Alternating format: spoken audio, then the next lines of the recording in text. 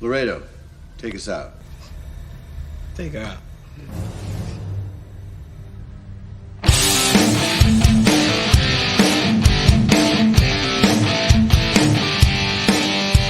All right.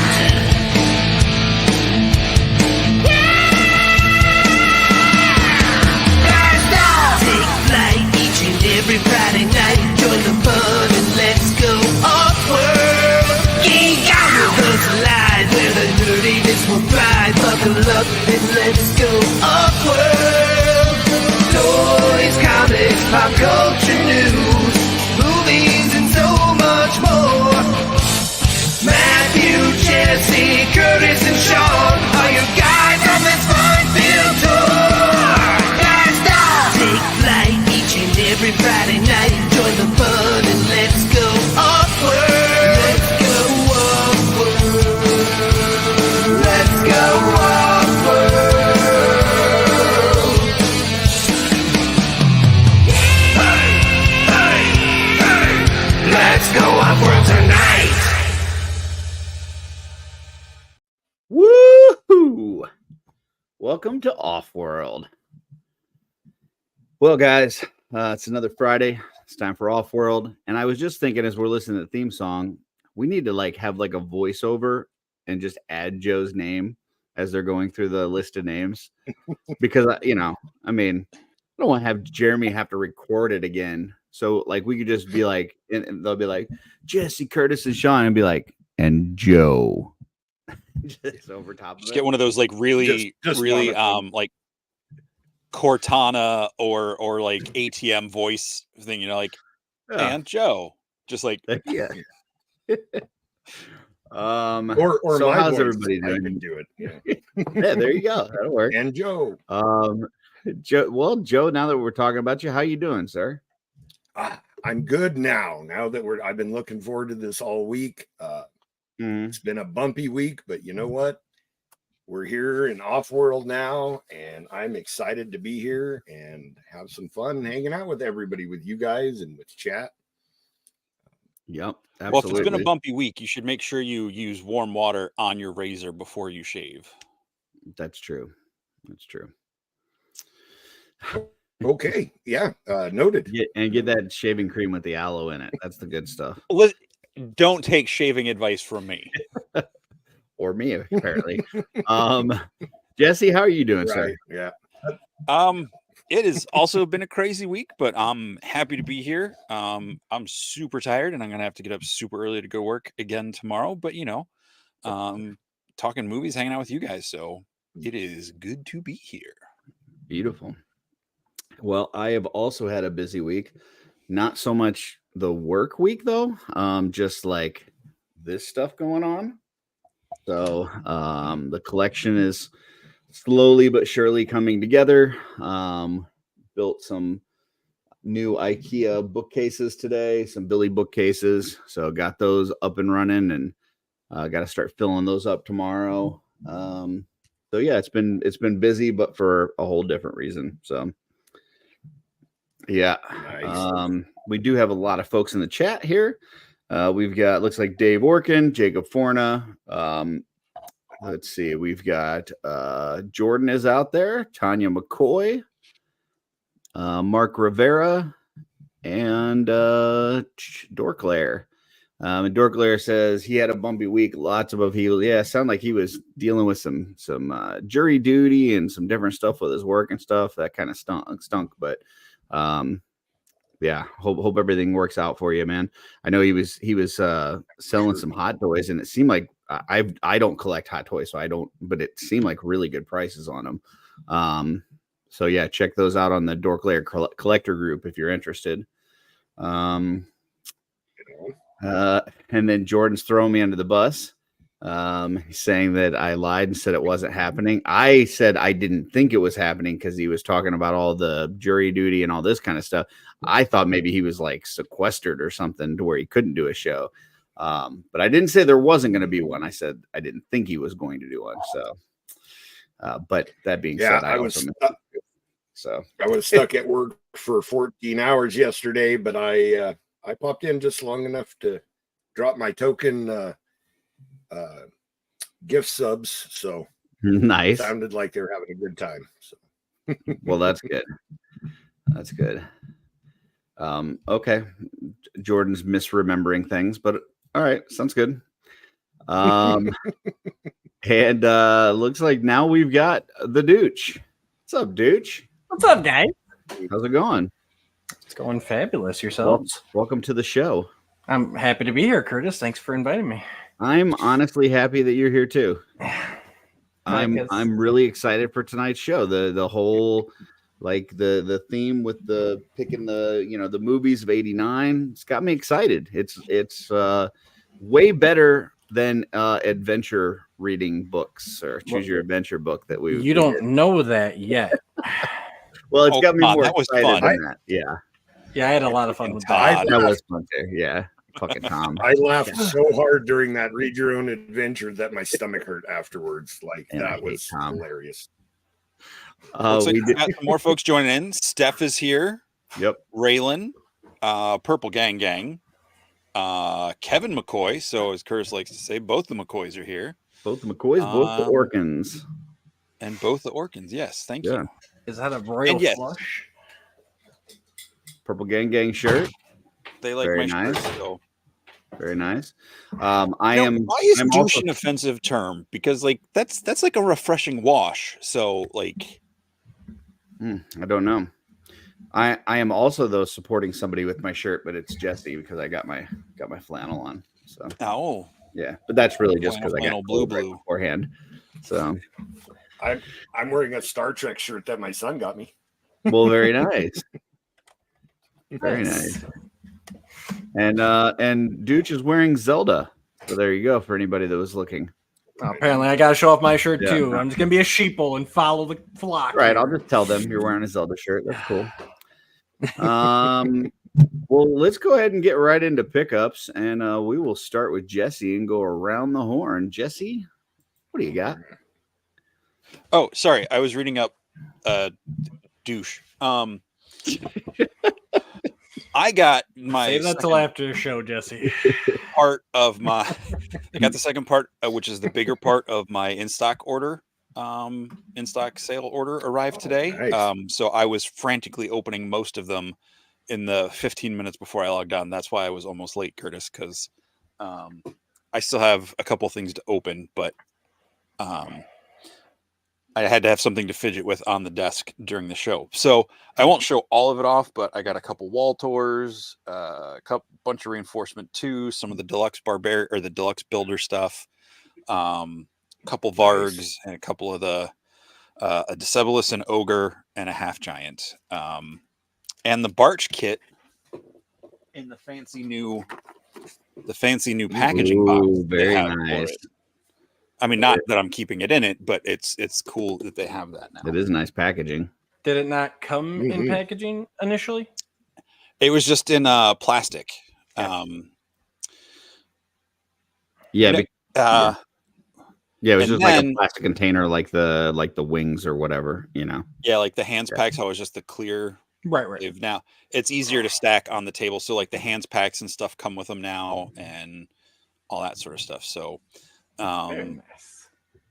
and my buddy Tyler hooked me up with the shout out Tyler and his Instagram channel. The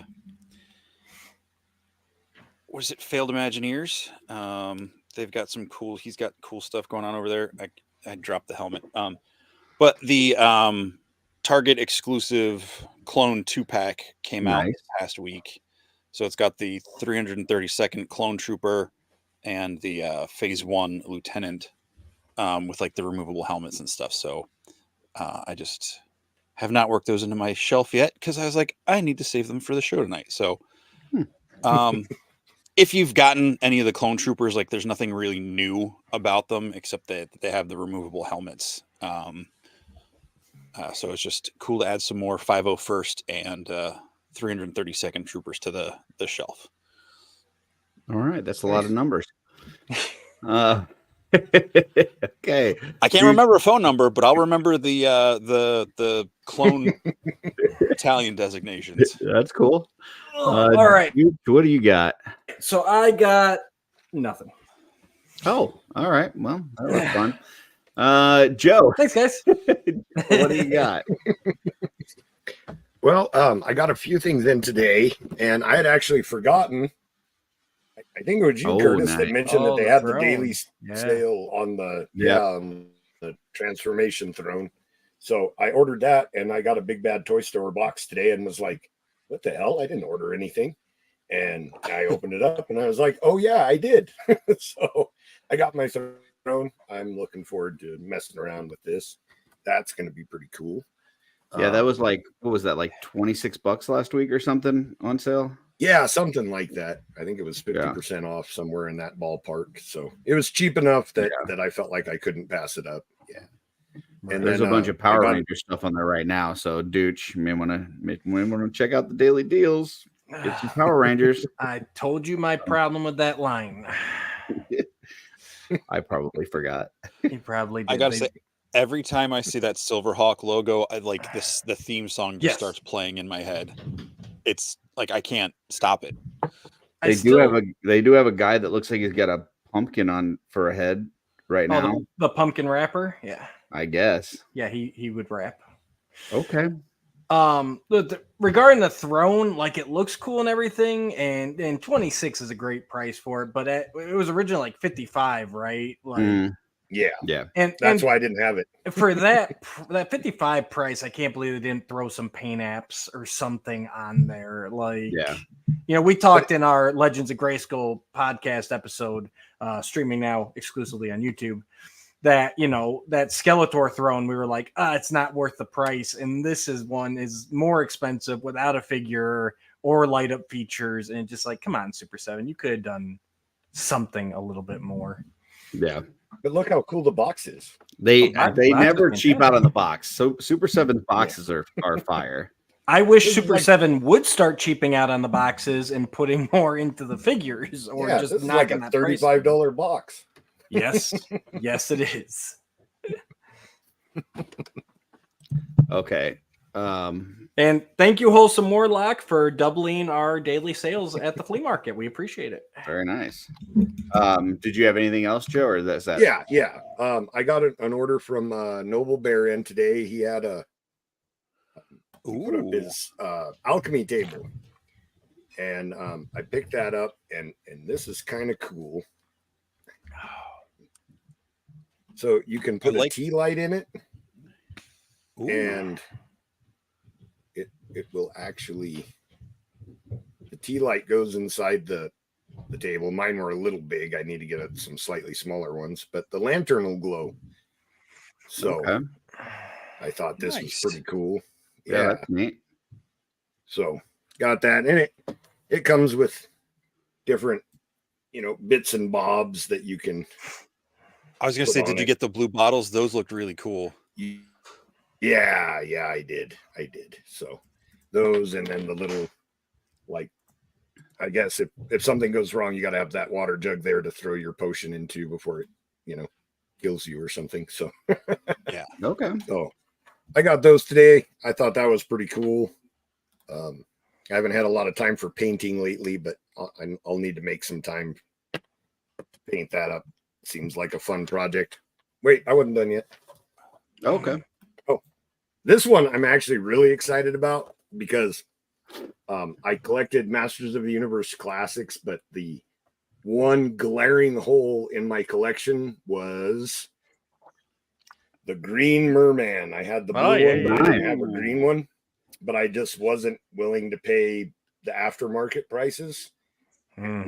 Just randomly, I'll pop on eBay and just run through them, and saw one for $40 with free shipping, and I pulled so I pulled the trigger on it, and so now I feel like my main character collection of classics is complete because I finally have a Green Merman. And last but definitely not least, Mr. Perry Morrell Jr. Just randomly sent me a custom that he did of a timekeeper. Oh, nice. I managed to lose his hand between opening the box and bringing it to my computer desk, which I feel horrible about. No. I'll have to be after the show. I'll be crawling around on the floor trying to find its missing hand. But That'll damage. yeah. But man, isn't that cool? That is Put neat. That's very custom cool. horns on it and stuff. Like I was really impressed, and not really any reason. He said, "I'm sending you something I think you'll like," and man, he was spot on. Like this is really cool. So I'm excited to add this to my display. So Very nice. Awesome. all right, that was everything. Now Okay. Well, before we get to my stuff, I do want to pull this up real quick because I was looking at the daily deals on Big Bad Toy Store, and maybe, dudes, you can help me with this. It's quite What possible. the hell are we looking at here? Yeah, so that is the Nendroid line. They're only like I think 2 inches tall, maybe 2.5. 3.9 inches tall. Okay, so taller than I remember. But yeah, they're just little figures in the vein of like the Loyal Subjects did those blind boxes for a while. They're just Well, I those get that, chibi but those Loyal style- Subjects were what, like $10? This thing was 71 before going on sale here, and now it's still 46. Yep. And that's why I will not buy them because it is one It's of those got just like articulation though. Yeah. so did but- the Loyal Subjects. I mean, it's Oh, got that's right, got they did. more, but it's got elbow and knee. And it's got But yeah, different it's got faces. 3 It's face got, plates. 3 like, face plates. Yeah. But- I can't do that kind of stuff for just little. Battle Kit. Yeah, and they got the Skeletor too. Like if I was gonna grab one, it'd be the Skeletor, but yeah, they'd have to come down like Oh, $15. that's not The Battle Cat is just like a Yeah. card. Yeah, it's Yeah. just That like an had- old that game had me for a board second. piece. Yeah. I mean, they're cute little if figures. this was but $15, yeah, I would probably be Right, all over this. exactly. But for $70 and even 46, like that's no. I don't know anybody that would be buying that unless you're just, I don't know, just in love with this line or something. I'd never And- even seen these before. I looked at this and I was like, oh, it's on sale for 35% off, and it's Yeah. still $46. Yeah, So, it's one of those. These are the only ones of the line I've ever seen, and they're just. This is I see it in the store for 20 or under, and I'm just like, fuck it, why not? Like, this is not something I pre-order. This is not something I seek out. I've never heard of this line or this company, Good Smile Company. I've heard of both, but Good Smile I've heard of more. The only time I'd heard of Nendroid is when I saw these come out. Because Good Smile's Figma as well. Looks like they've got So- some Legends of Zelda stuff. Yeah, they do all the Figma stuff. I've got a Figma Link in my collection, and it is a good figure. Like they do quality stuff. I mean, that looks cool, but Yeah. $150? Damn, that's that should also be it's the deluxe edition, so you get a bunch of extra accessories. The regular one was below it for 80. gotcha. I mean, But yeah, yeah, they're- that's cool, but that's like, I mean, shit, that's more than like a Mezco money. But here's the thing: the Figma line is, the regular is the same price as that Nendroid. That's smaller, chibi, whatever. So Yeah. it's like there's some stuff there. That's kind of cool looking, Oh yeah, Doom guy. like that. Yeah. Ooh, that gun was awesome. Look at that. Yeah, that's- Wasn't That, someone that looking gun's for a called the Doom figure BFG. recently? yeah. Say what? Well, someone we know was looking for a Doom figure recently. I Was it don't know of Len? anybody. Len was looking for a Halo figure. Halo, sorry. My Yeah. bad. What the frick is this thing? That is just scary. Welcome to Holy the part of the cow. show where Curtis just goes down a rabbit hole on Big Bad Toy Store.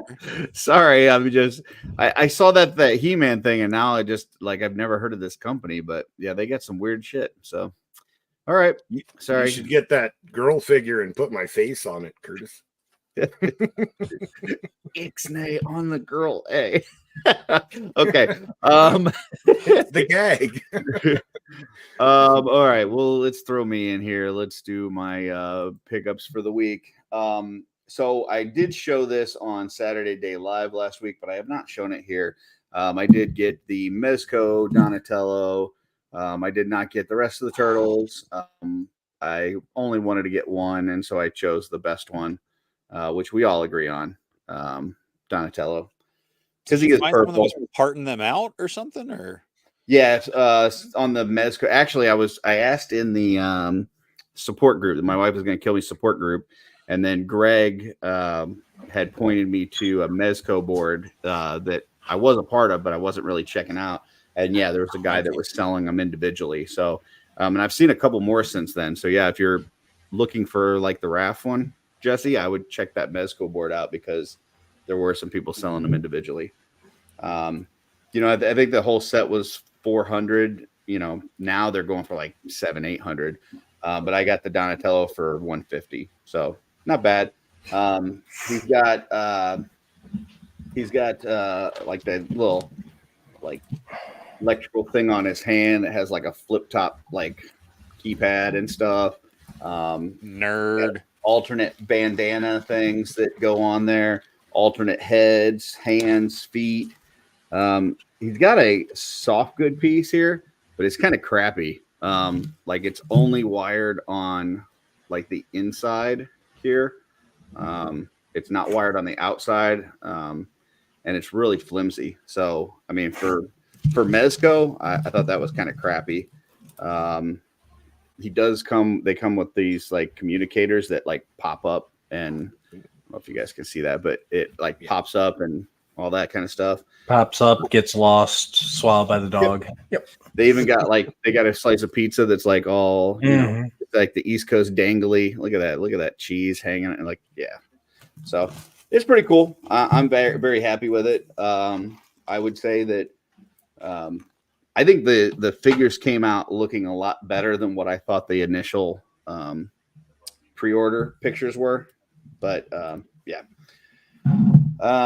Then Darla finished this for me this week, which is going to have the reflection of the thing. But this is basically the cosmic key and the cosmic heads, the silver and the gold. And then she put it in like a shadow box thing for me. So that's pretty neat. I'll be hanging that up on the wall here. That's super cool. And then Are those? Go ahead. Oh, I was just gonna ask, those keys, are they ever like supposed to like go with anything, or like no one know? Okay. I just I don't follow the news as closely as you guys do, so I wasn't sure. Keychain. Yeah, a keychain thing, right? Well, I mean you can, but what was it? Is an AS that came with like a little one that went around? Yeah, he's got one around his neck. Yeah. But yeah, I don't know what they're supposed to do or if they're ever going to do anything, but I just think they're neat. And so, yeah, she put that in a shadow box. I'm pretty excited.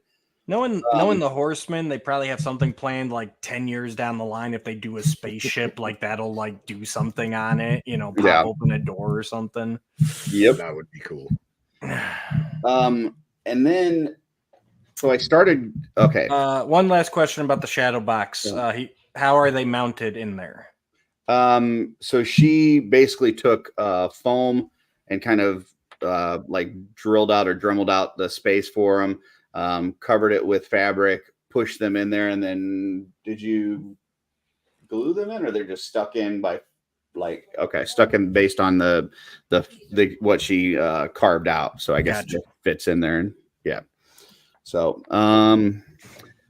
so then last week I had shown the Orcs in Space custom that I did based on that head that Emil's got out, and I realized that I kind of used up all of the robotic type parts that I could do for a Orc in Space type figure, and I know that Emil wants to do some more of those heads, so I went down a rabbit hole this past week on like some more cosmic-y fodder, because all the fodder that I have is like sword and sorcery. And so what I ended up finding was oddly enough a lot of Four Horsemen stuff that was back from McFarlane days. It was kind of the coolest stuff that I could find. So this one is from the Techno Spawn line, and this is Cyber Spawn. And like I said, I got these for fodder, but I'm going to show two figures here. This first one and another one, and both of them I got for fodder. But I like them so much, I don't know if I'm going to tear them apart. But like he's got like these claw hands that like they're fully articulated. So like that's cool. He's got like a twist thing at the waist. all these like tubes and gadgets and stuff. And yeah, this thing's just like super cool. And it wasn't that expensive. I think maybe with shipping, it was like $20. So yeah, I really like that. And then the one that just arrived today, this was from the McFarlane Total Chaos line, which many of you may know of. That's the line that has the Corn Boy figure that, you know, a lot of people have had. And this is Hoof. And it's just like a, you know, big rhino with a missile launcher on top of him, a bunch of armor. As you do. Yeah. And, you know, he can be, you know, on two legs like this, or you can kind of not really transform him, but he's transforming. Not really, but what yeah, evil robots. You can kind of just make him an all four kind of rhino. Does Jim Carrey come out of the back end? No. But I, you know, now we want to talk Ace. Last week we wanted to cancel him. Once again, though, like I bought this for fodder, but like after I got it and started messing around with it, like it has a very Battle Beast vibe to it, and I really like it just kind of as is. I was, you know, you hear all these people that talk about how they got into the line because they collected McFarlane and they fell in love with the Horseman stuff. I never did that. I never had a McFarlane like Horseman phase. So getting a couple of these figures now, I can definitely see what people saw in those things. One thing that I thought was kind of cool, on the side of this guy, you've got like this little rectangle with an X on it. That same rectangle and X appears on the Slog figure. So I don't know if that's a design thing that, you know, Treadaway kind of took and put it on that as well, or if it's just something that, you know, he just does. But yeah, I can definitely see some influences and some things from these things that they've worked on starting to make their way into Cosmic. So right on. But yeah, very cool. Yeah. So yeah, really like those figures, and I'm not. I may continue to kind of go down that that old McFarlane rabbit hole with the Four Horsemen stuff. And I did make sure, like anything, you know, before I bought it, before I was like, oh, that's cool looking. But before I pulled the trigger, I went and looked at that page on Source Horseman that says all the stuff that they worked on, right, to make sure it was one of theirs. And everything that I liked was one of theirs. So yeah, pretty cool. You got to type. Yeah, exactly. Exactly. But yeah, it was just, I thought it was just kind of neat because I, you know, like I said, I've heard, you know, Jeremy and a bunch of other people that say, oh, you know, I collected McFarlane. I love the aesthetic and all this and that. And I don't even think I ever remember seeing those things like when I was, you know, in that time frame, because I think both of these were like 96 maybe or something like that, like somewhere around about that time. And I don't ever remember even seeing these things. So, okay. But anyhow, those are my pickups for the week. Other Very than, cool. You know, got some IKEA bookshelves and stuff, but I'll show that off once I get my collection completely back together. But you can see I got a little bit of it back together now. So it's a work in progress. So yeah, it's definitely filling in back there. Yeah, it's starting to come in. Do we want to do Event Horizon next? We can do that while Joe's taking care of himself. So the only thing I've got for Event Horizon, I did see the trailer for Witcher Season 4. Did you guys get a chance to watch that, or did you check that out? I watched the trailer, yeah. And I did. Go ahead, Jesse. No, I just said I did see it. What'd you think of it? Oh, I didn't realize you followed up a question. As a trailer, I thought it was obnoxious. I don't think Liam Hemsworth like visually looks bad. It's going to be, and I don't know if I'm going to even watch the series, not because of him, but just because of all the silliness around it. I think he looks fine. Like, but if I hadn't had 3 years of Henry Cavill, he would be fine.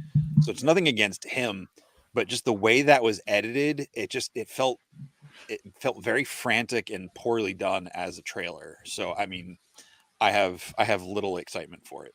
Now, is Hemsworth playing the same character, Yep. or they're like Cavill's character died and he steps in type of thing? No, he is Okay. Geralt. Okay. Yeah. Did you watch it, Dooch?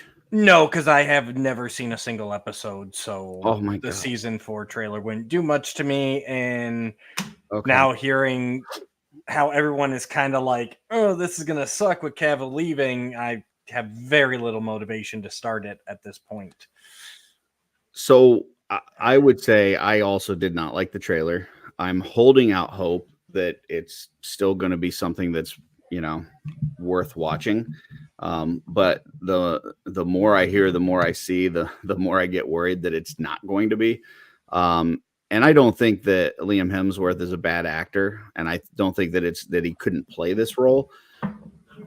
It does feel like from the trailer that they're trying to make him look as much as possible like Henry Cavill and sound as much as possible like Henry Cavill, and it just doesn't work for me, man. It's like a really bad imitation, like getting like like one of those bands that like comes and like plays the Beatles songs and stuff, but it's not the fucking Beatles. Like it's I don't know, it's just really weird.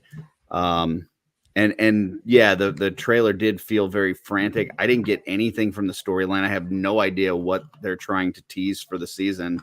Yeah, I don't know. I'm cover band Dorklayer. That is the term. Yeah, it's just that's what it feels like. It feels like a cover band version of The Witcher. A Beatles cover band when the Beatles were still doing around and doing shows. Yeah, I know. I'm that. Listen, I already talked to Joe. We're already feeling very old tonight, because both of you guys are younger than me and Joe, and then we posted this whole movies of '89 thing, and all these folks are going, "Oh, I wasn't even born yet," or I was 5 years old, or whatever the case may be, and so we're already feeling very old. And now I just threw out a cover band reference, and I referenced the Beatles rather than something like more, Well, that was contemporary for you, so yeah. I just meant because Cavill's still around, yeah. And it's not like after he's not passed on, and they had to find a replacement. Like that's all I was saying. Joe I and I trying are to just make you feeling. feel. I know, but Joe and I are just feeling. You're very like old. 4.5 years older than me. Like, The dementia's you're already like setting in. You can tell. 15 and a half older than me. So all right. Yeah, so I wasn't a fan. Joe, did you get a chance to see that Witcher trailer, or do you care? I didn't. I haven't watched it, but I watched like maybe 6 episodes of the first season and then just never got back around to it because I wasn't comfortable watching it around my children. And then I have a bad habit of not getting back to things. Gotcha. It's just one of those things that I never got back around to. So I guess I don't care, but not because I dislike it, just because I don't have an investment in it. Yeah.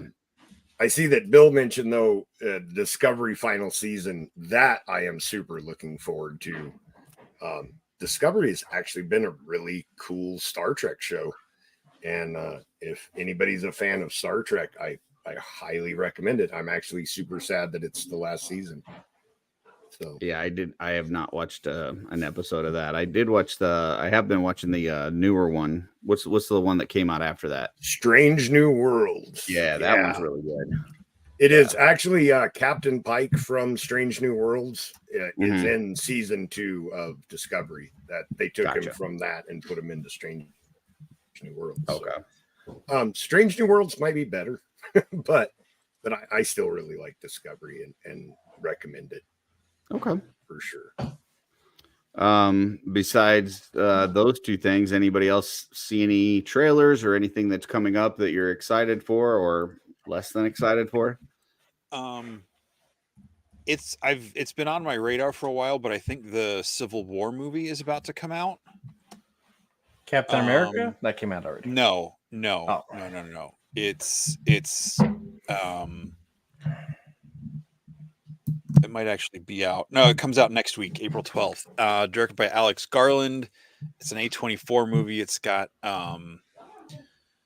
who's in it. I can't see who's in it, but it's kind of like, I don't know if it's slightly in the future, but America is going through another like modern civil war. And there's like a journalist and people that are like trying to, like, the trailer's intriguing. Like they're moving through an area and they're like, oh, we're here, we're Americans. And they're like, but what kind of American are you? So I guess there's already sides drawn, and there's like militias and stuff. It looks interesting. That's got Alex Garland and Kirsten Dunst in it. Yeah, Kirsten Dunst is in it. Jesse Plemons is in it. There are a couple other people. I think. Oh crap! What's his name from Parks and Rec? Nick Offerman is playing. I think like the one who was the official president before the war started, and he just looks like a complete slime ball. Like it looks great. Well, you lost me at Civil War, but you got me back at Future. So yeah. I thought it was gonna be like an artsy fartsy biopic, that right? Jesse Like loves. Yeah. I'm like, man, another depressing movie that Jesse's into, or like, oh, it's probably going to be depressing. It's not like sci-fi future, like close future, like okay, a couple years from now kind of future. Maybe. I don't know. I don't know if it'll be up your alley, Curtis, but yeah, that's coming out. There's of course Planet of the Apes looks great. I still need to see Ghostbusters and Kong Godzilla. Didn't you say something this week about a new Jurassic Park or something? Yeah, and then he never followed up with any info. Right, that's why I'm asking. All I said was that that Scarlett Johansson is in talks to be the new lead in the next Jurassic franchise. Okay. Which I don't know if they've named. I've seen things thrown around called like Jurassic City or something like that. Which, but yeah, he's potentially going to be the lead of the next Jurassic series. Supposed to come out in 2025. Well, so they better get the filming then. Wow, yeah, it's on a fast track apparently. They already cast the dinosaurs. And Gareth Edwards is directing, which he's done some stuff I really like. He did the 2014 Godzilla. He did a movie called Monsters, which I think is a highly underrated movie that easily gets looked over by a lot of people, just because it had like no marketing promotion. It just kind of came and went. And just the behind the scenes on how they made that movie was crazy, because like there was no script. He just let the two main characters like really develop their characters' backstory and like get into it, and they just kind of ad-libbed the whole movie. That sounds like a terrible idea. Sounds like D&D. Yeah. It was like they basically D&D'd their characters, but it's all about like aliens have been on Earth for years, and like people have gotten used to like whatever these things are, and something's happening, and the U.S. border is shutting down, and this journalist is in Mexico somewhere, and like his boss calls him and asks him to bring his daughter home because his daughter's down there. So it's about the two of them trying to make it back to the United States and everything. It's pretty cool. I mean, yeah. So it's basically E.T. aliens and getting home. Sure. If that's yeah. It's illegal border crossings. Yep. Mm-hmm. Yeah. With a slightly less product placement. Right. So hopefully. All right. Anything else, guys, that you've seen coming up? I don't know if this is confirmed. I didn't have a chance to check, but I saw on the news thing on my phone this morning that they moved up the date of the Fallout TV show by one day. So that would mean it'll be coming out the 10th, not the 11th. And I cannot contain how excited I am to see. I'm showing the 12th. Really? That's the wrong direction. Right. It was the 11th. So maybe we're supposed to be going down. Not we're supposed to be going. Oh, it went from the 12th to the 11th, according to this article. Oh, okay. So. Well, darn it, because again, I'm super excited for that show. I rewatched the trailer again when they asked one of the main characters, why did you join the Brotherhood of Steel? And he says, to hurt the people who hurt me. Oh man, I got shivers. Can't wait to watch it. I'm excited. Okay. All right. Well, we had one more thing that came up this week. It's a reveal for the for Legions Con. It's the first day exclusive. This one is the Gaspar figure, which hold on, let me go up to the top. Gaspar the Unamused. Yes, amused. and they changed the amused. Yeah, they changed the spelling on it because it said amoused earlier. So at least according to the Euro Legion guys. But yeah, now it's all small. Hold on. Let me back up. Oh god. And zoom out. Blue Hagnon. Yeah, go. my what do you call that? Google internet has been doing really weird stuff with sizing lately. Yeah, it's a little weird. Hold on. Sorry, folks, for the technical difficulties. So yeah, there's what the frick is this thing doing, man? Hold on. There you go. Okay. Just go there. We'll just go here. So we got this view here. Basically, you got a monk. It's a half orc, so a little bit darker skin tone.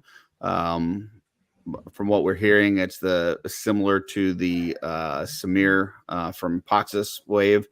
You've got wraps on the legs, wraps on the arms. So pretty bare naked figure. Jesse was saying this week on Thursday, probably the most bare figure that we've gotten so far in the line. So you've got that. Also comes with the little toy, which is part of the bio. BARE, not BEAR, because Bodvar is definitely the most bare. That is definitely the most bare. We do have, let's see if this, hey, there we go. I got these nunchucks, which, at least I don't know about anybody else. The first ones I saw were the ones that Emil did last year. So that's a really cool idea to take kind of that handle from the flail and just, chain it to another one. And now you get some nunchucks there. Jeremy was saying that these, like the arms and stuff, are the like newer, more articulated arms. So not sure if you're going to be able to get like the fully nunchucky poses. But you're probably going to be able to do better than what you would have in the past. So this is one of the alternate heads. This is the one that Jeremy is referring to as Brother Xavier the Enabler, after Michael Xavier from the Mythic Enablers podcast. You also have this repainted Bromden head, and that's part of the exclusive, as well as these dwarf legs that you can use to kind of transform the look of this character to this brawling dwarf that you see here. And then just another view of some of the accessories and whatnot. So that is the first character. Thoughts on this one, guys? Now, those legs, the bare legs, are those new, or they look a lot chunkier than normal? Or is that just a trick with the soft goods? So from the knee to the wrap is a newer style leg that they've been working on. It, from what I understand from Jeremy, it's smaller than Brute, but bigger than 1.0. Gotcha. So yes, it is a little bit bigger than what we're used to seeing there. I believe the leg wraps, though, are the ones that we've already seen on the Brute scale figures. Same thing with the arm wraps here. So, gotcha. But thoughts, guys? I think it's freaking awesome. I'm super excited. These are probably, I know you haven't gotten to it yet, but this Legions Con 2-pack is probably my most.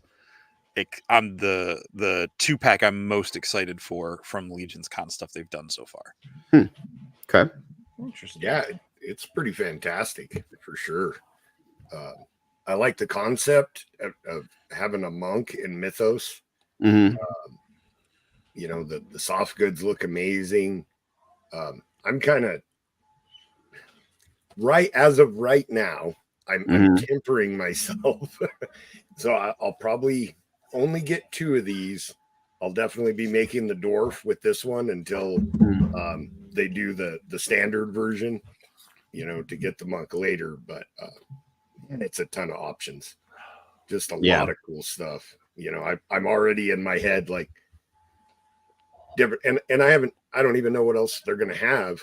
But I'm already thinking about like, do I want to do all the heads on the bodies that they come with? Do I want to mix and match with other figures? I'm already having fun and I don't even have it in hand. So yeah, this is exciting. Yeah, I'm kind of of 2 minds on this whole 2-pack. So, and we'll get to the other figure here in a second, but I think from a parts / customizing standpoint, I think it's absolutely amazing. But I think all of the 2-packs have been. I think the Furious 4 one was awesome. I think the Waltor one last year was awesome, and this one's the same. This one's actually probably the best value if you look at it, because of the extra set of legs. You got 7 heads total. We've only seen 3 of them so far, but there's 7 total heads in this 2-pack. The weapons, the soft goods, like I think you're getting the most value for your money. The figures themselves, like the characters, I wasn't blown away with. Like, first of all, just looking at it, I'm like, that's not like the coolest character I've ever seen in my life.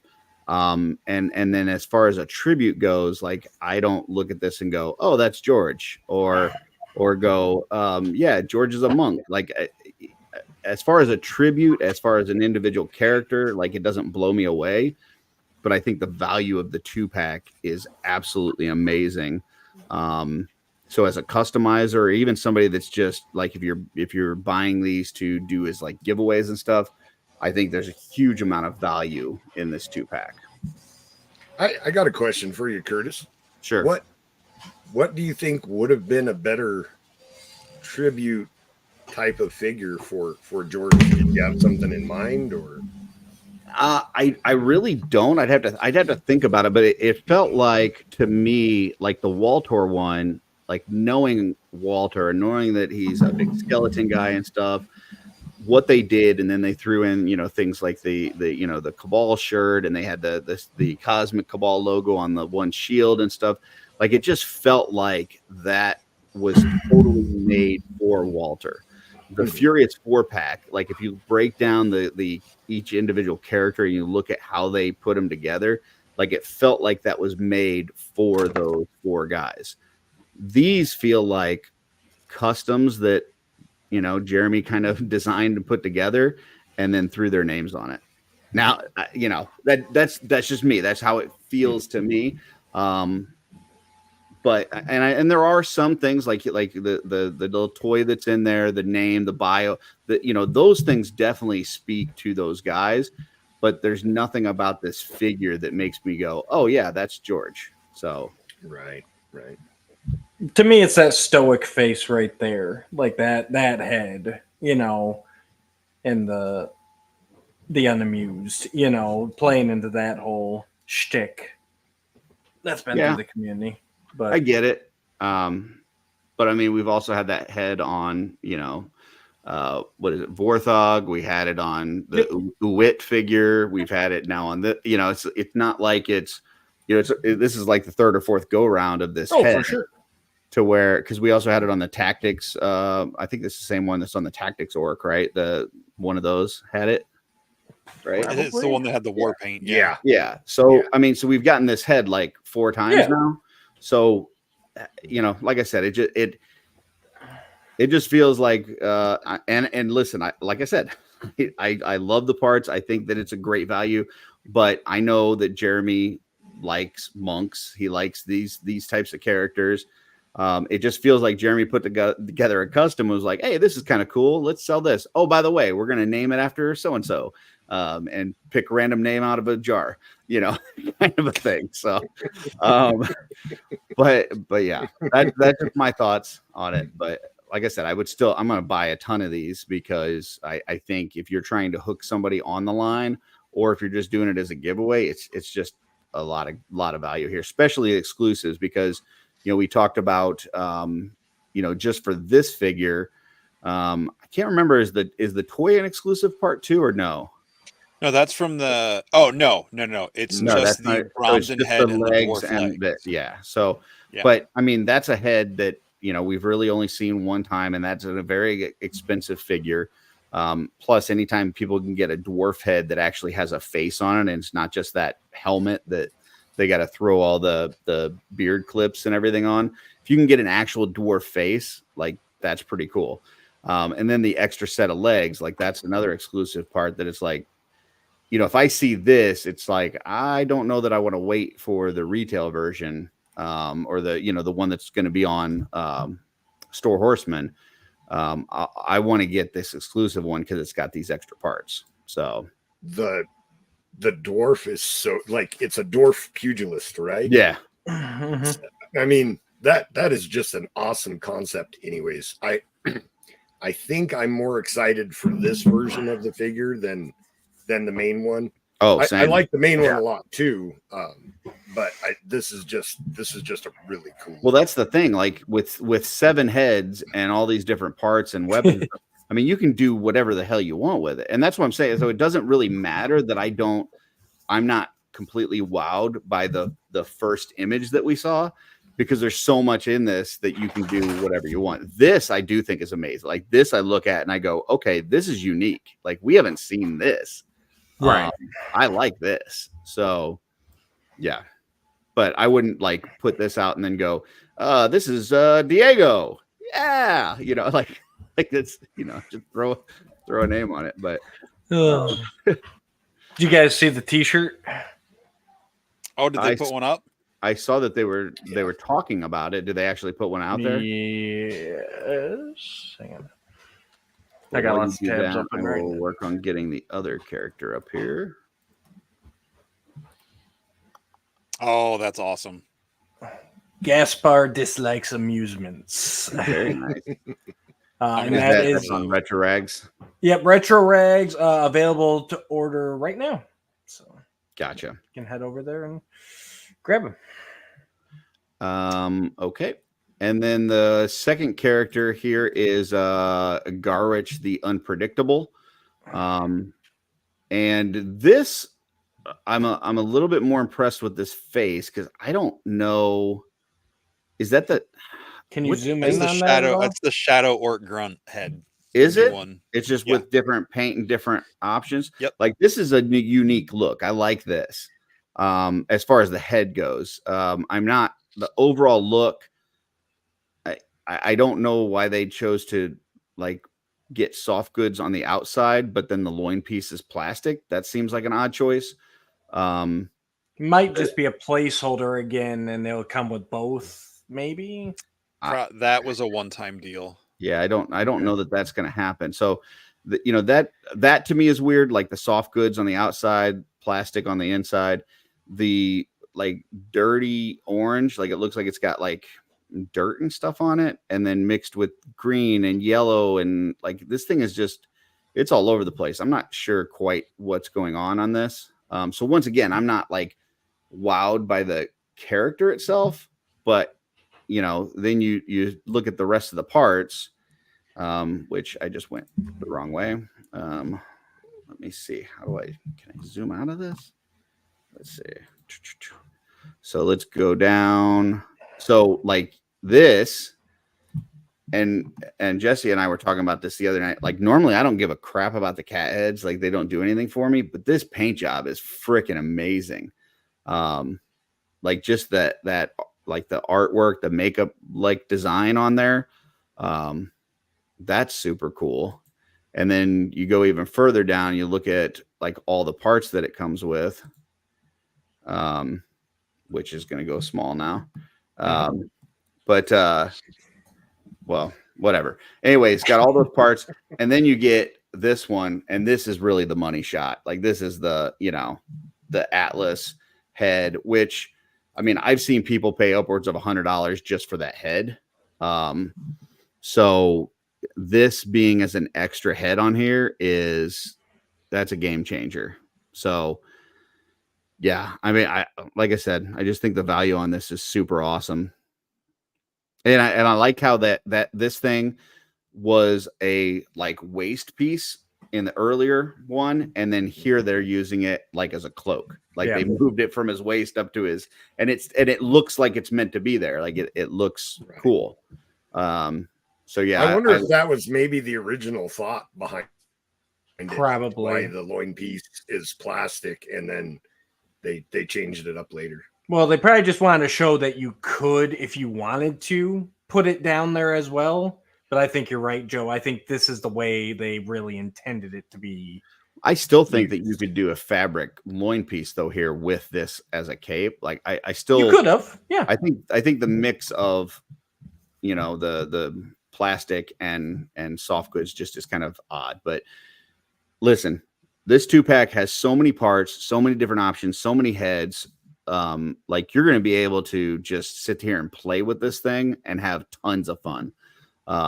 So I love it from that aspect. Neither one of these I look at and go, oh yeah, that's so-and-so, whatever. So, I mean, I'll play devil's advocate. When I look at any of the other tribute figures, I don't think any of them look anything like the characters or the people they're based on, until you read the bios and stuff. But that's me. So when they showed the skeleton with a Cabal shirt on, you didn't go, oh, that's Walter? Well, with the Cabal shirt, yes. But that's not the. But that's not the character. That was an exclusive bonus. Yeah. Like, I mean, I've got the Walter right that's here. in the pack with it, right? It's in the pack with it, but that figure right there, like if you just pull up the Bashadi as is, like I don't think Steven just looking at it. So if that Gaspar the Unamused came with a shirt that said Gaspar hates amusement or whatever, you don't think that would have like sold that as this is what that character is? Yeah, but I'm never gonna put that shirt on those characters. Like I have a Cabal shirt. Unless I make someone again I'm not mad that you don't like see that. It just, to me, that's my side of it. Like when I look at the Furious Four set, I don't think it looks like those guys because I've heard them talk about the characters they would imagine themselves as, and it wasn't those things, and that's totally fine. Like this is the studio doing their thing, and the fact that they were able to get this by the guys without knowing, like I think that's probably another reason, because these guys had to work on these figures and not know it was them. Right. But I personally I love the colors on these. Like green's my favorite color, so just seeing green and not black and red, or which I love the black and like I love all the other 2-packs. Just these combo of parts, like the buck on this one with the soft goods and that interchangeable torso, with the plate and everything. Like the customizing, if I can get multiple of these, is off the charts. But I think, like you're saying, the value that comes with all the different heads in the exclusive set is going to be phenomenal. So you have so many options to display them however you want, and I think that's really cool. Yeah, and Jeremy said that Walter was designed for Walter. It was the only one. Every other tribute, he had the figures first, and then connected them to the characters afterwards. But Walter's tribute was designed. That's probably why it's the most accurate one, because they designed it for Walter. So I don't know about that, because I've heard him talk about the Furious Four and why he chose those types of characters and stuff like that. Like he said it on Wednesday's show. He said that those were already done before they figured out who they were. Yeah, that's what he said. I'm not going to call him a liar. I don't know. Okay, but yeah, that's what he said. Except for Walter, he said that he had designed all the other figures first. The other one before that was the Sir Gerard, which he picked out the parts for himself. So obviously that one was catered to him, right? Like that was catered towards the character. But I see what you. But Jeremy didn't create Sir Gerard saying this is going to be Sir Gerard. Yes, he did. He created that character as they basically said they're doing a Sir Gerard tribute, and Eric told him you can pick out whatever parts you want in the line that are already there, and he picked out the parts to make Sir Gerard. It's not like he just made that character. But Eric said we're making a Sir Gerard. Well, the way that those exclusives work, so like the Zolocon one, right? Like there was the Skull Man. the person running the con is contracting the horseman to make that figure. Legion's con is the same way. Legion's con is paying the horseman to make that figure. So, essentially Jeremy could do whatever he wants, or Jeremy and Joe could do whatever they want. I mean, they would have to pay for them to do it, obviously, but so yeah, I don't know. Curtis, you need to call Gerard. You need to get him on the horn, and we need to hash this out here on OffWorld. What is there to hash out?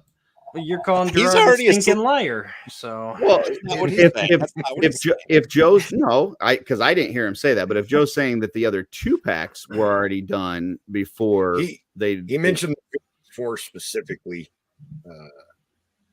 He said that Walter was the only one that he had designed that one to be a tribute. He said all the other ones that he had designed the figures first and then came up with the ideas. He's probably thinking of the 2 packs, because the one for himself, he's clearly told that story numerous times about how he picked and why he picked those parts for Sir Gerard. Including the swords, including the helmet.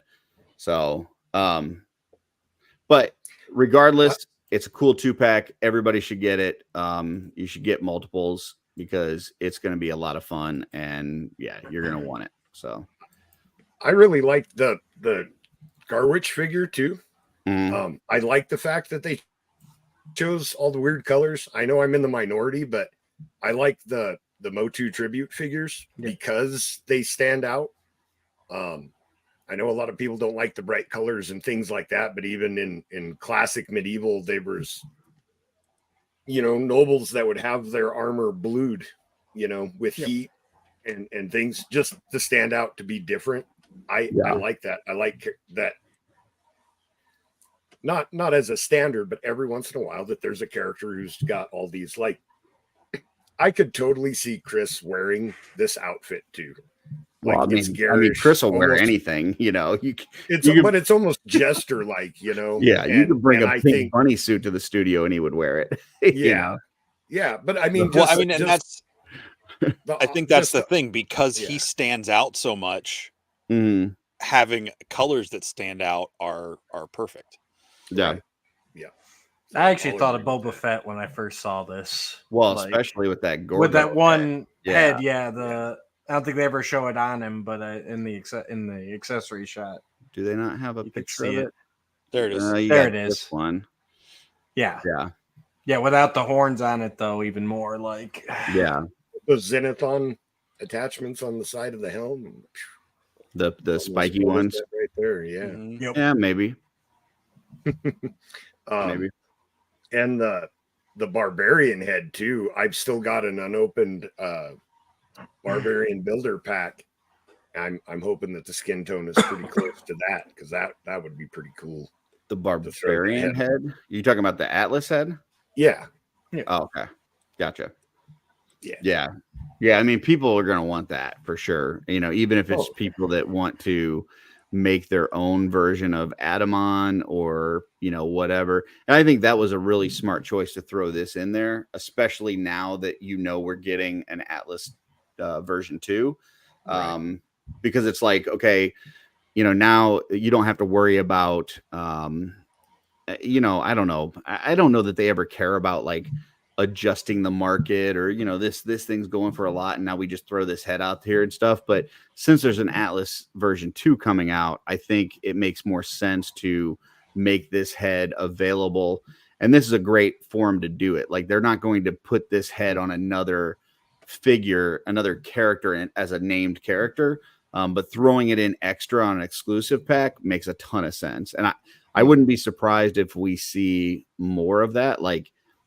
For instance, if they do a version 2 of Otho, and he has, a different hairstyle or a different look to him or whatever, I wouldn't be surprised if later on we get that original Otho head in some sort of, whether it's a heads pack or an exclusive or whatever. Whereas right now they wouldn't do it, I don't think, because it kind of takes away the thunder when you do go to do the version 2. So then you got to do that first. That would be cool to get him repainted as a hippie, with the dreadlocks and the beard. I like this look a lot. I like the waist soft goods being used as a cape. I like the just the overall look of this character. So absolutely. And that dwarf pugilist, I'm definitely making that because that thing looked awesome. Heck yeah. That one's definitely my favorite out of all the looks that they've shown. Yeah. Just the concept of it is fantastic. I really like that. Well, and if you were going to make one race, kind of a pugilist, a dwarf sounds like the right one. Like I could totally see a dwarf just getting drunk and be like, all right, put up your dukes, Except you can't have a rule for no low blows because they don't have a choice. Yeah, I was going to say it'll be great against other dwarves, but they don't have the you can just put your hand on them and yeah. He probably greases up his bald head so it'll slide off. Yeah, this is out of all the pictures that they showed, this is my favorite for sure. Yeah, I think that's the one I'm most excited for. I like everything, but this is probably my favorite. Yeah, and they said that they didn't match the Atlas head to this skin tone because I guess it didn't look right or something. But this head, I think, works really well in this skin tone. Like this, I don't know, it just looks really good. So, I like when figures have complexion, just for variety's sake. So I think that's a great move. Absolutely. Well, same thing with different heights. Little variety in your height. Colors, Yeah. And the one thing I'm most thankful for on this is they didn't give him the curly toe dwarf feet. Like they just gave him like the leather feet there. So and I guess those are new leather feet too, he was saying. I think that's my understanding was everything that we saw in this has already been shown. It's just maybe not out yet. So I think this might be on somebody from Rising Suns. Gotcha. But yeah. Cool. Any other thoughts on the exclusives? Nope. Other than excitement. It's really hard without seeing the other stuff. I'm trying to decide how all in I want to be on them, Well, and that's a good point too, because like typically, not typically. I mean, for the last 2 years, the day one has been a single figure. Day two has been a double figure, and and the way that they've rolled it out was you kind of hit the kind of, I don't know how you want to say it. You threw out the first day one that was had a little bit of hype, but then the second day one came and it was like there's a lot of hype. So if we're already starting with a 2-pack on day one, I think day two is going to be something even better than that. And that makes me wonder what the heck that could be. You guys got any thoughts or what's that? And we have to wait a month to find out. Oh, did they say that's when they're going to reveal it? Yeah, Jeremy said he thought about a month. Okay. Yeah, I figured it would be a little bit. Okay. Any predictions you guys have? It's got to be another 2.0 type figure. I think maybe talking about a version 2. Yeah, exactly. Yeah. Because 2.0 for Otho would be a little too small. It depends on what they do with them. That was for Jesse's benefit. I think it very well could be a version 2. If it's somebody that would not normally get a version 2. So I've heard some people say Otho, but I think Otho is fairly important to the story. So I think that he'll see a version 2 like in the regular release schedule. I don't think it would have to be a exclusive. Whereas like last year they said Vorgus Vermilius, even though he's a very popular character, he's not really like super important to the story, which is why he was a Legions Con exclusive. So if I think along those lines, like something that would be popular but maybe isn't like super intricate to the story, I'm thinking maybe like a Rhaegar version 2 or something along those lines. Yeah. I see JG's comment here. I mean, he's not necessarily a beast, but maybe it's a cosmic. I just thought of that too. Like we're thinking all in Mythic, but it's Legion's Con. It's not Mythic Con. So it could be cosmic, but something to keep in mind is they don't, with these exclusives, it's parts that are already have been shown and been tooled. So it can't be something new. So even if it's like you're saying a cosmic beast, that's fine, but it would have to be a cosmic beast based on parts we've already seen. Right. Which is possible. Or will have seen by the time Legion's Con rolls around.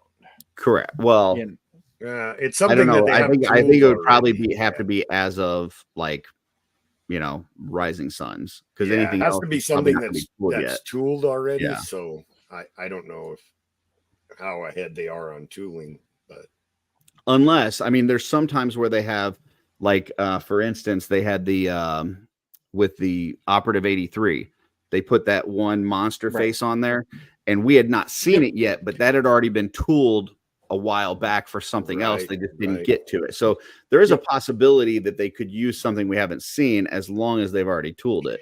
Wouldn't that be cool if it was like a slog and Eric had done like a third head that just didn't make it into that first pack, and it's like like a blue slog with a different head, That something like that would be pretty neat, and it would step it up. Like you said, the 2-pack came first.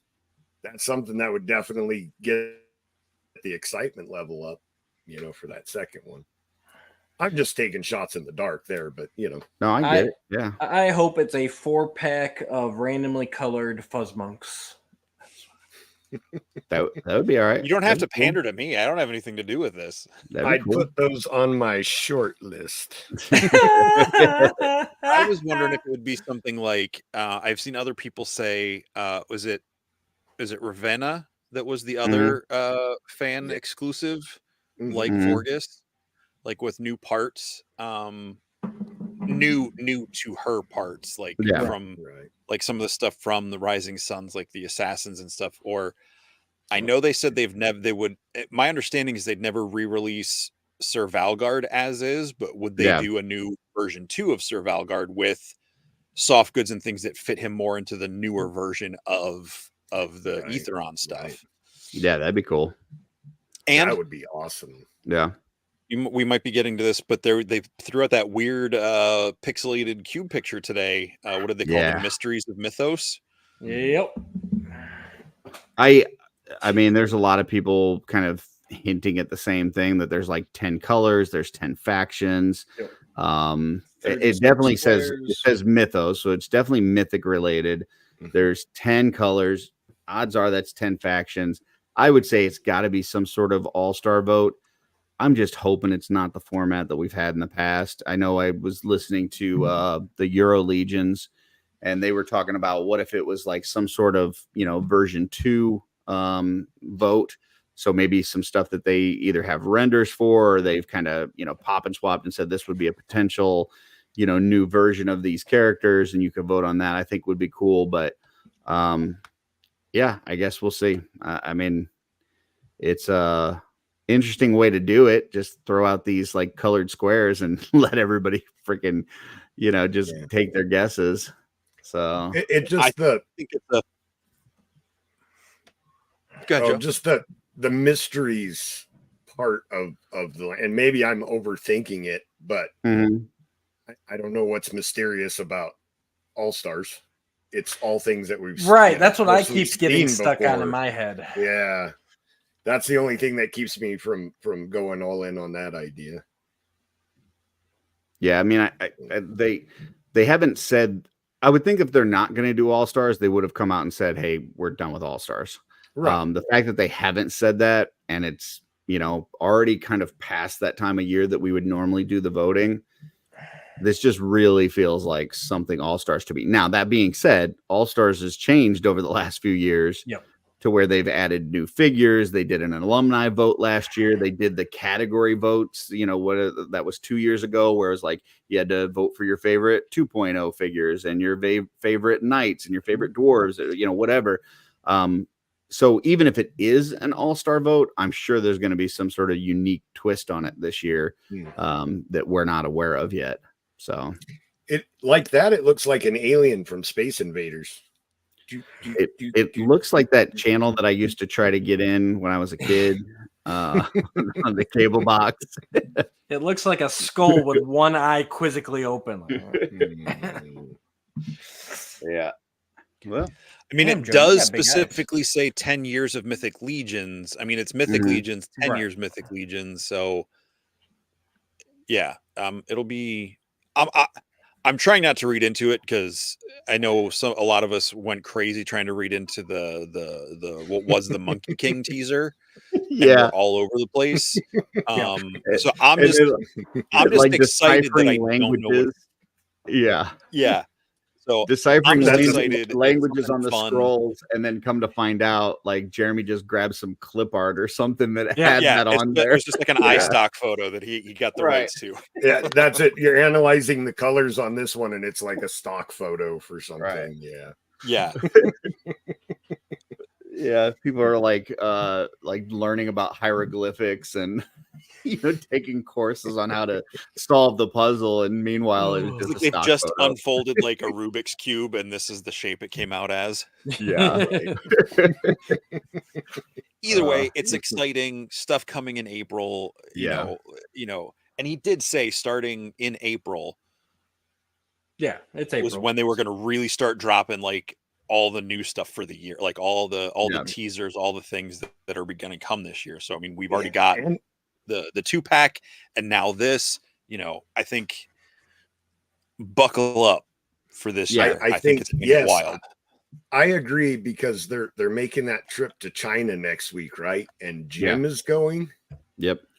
which makes me feel like there's something there more than just trying to get the Necronominus wave out for Jim to be personally going.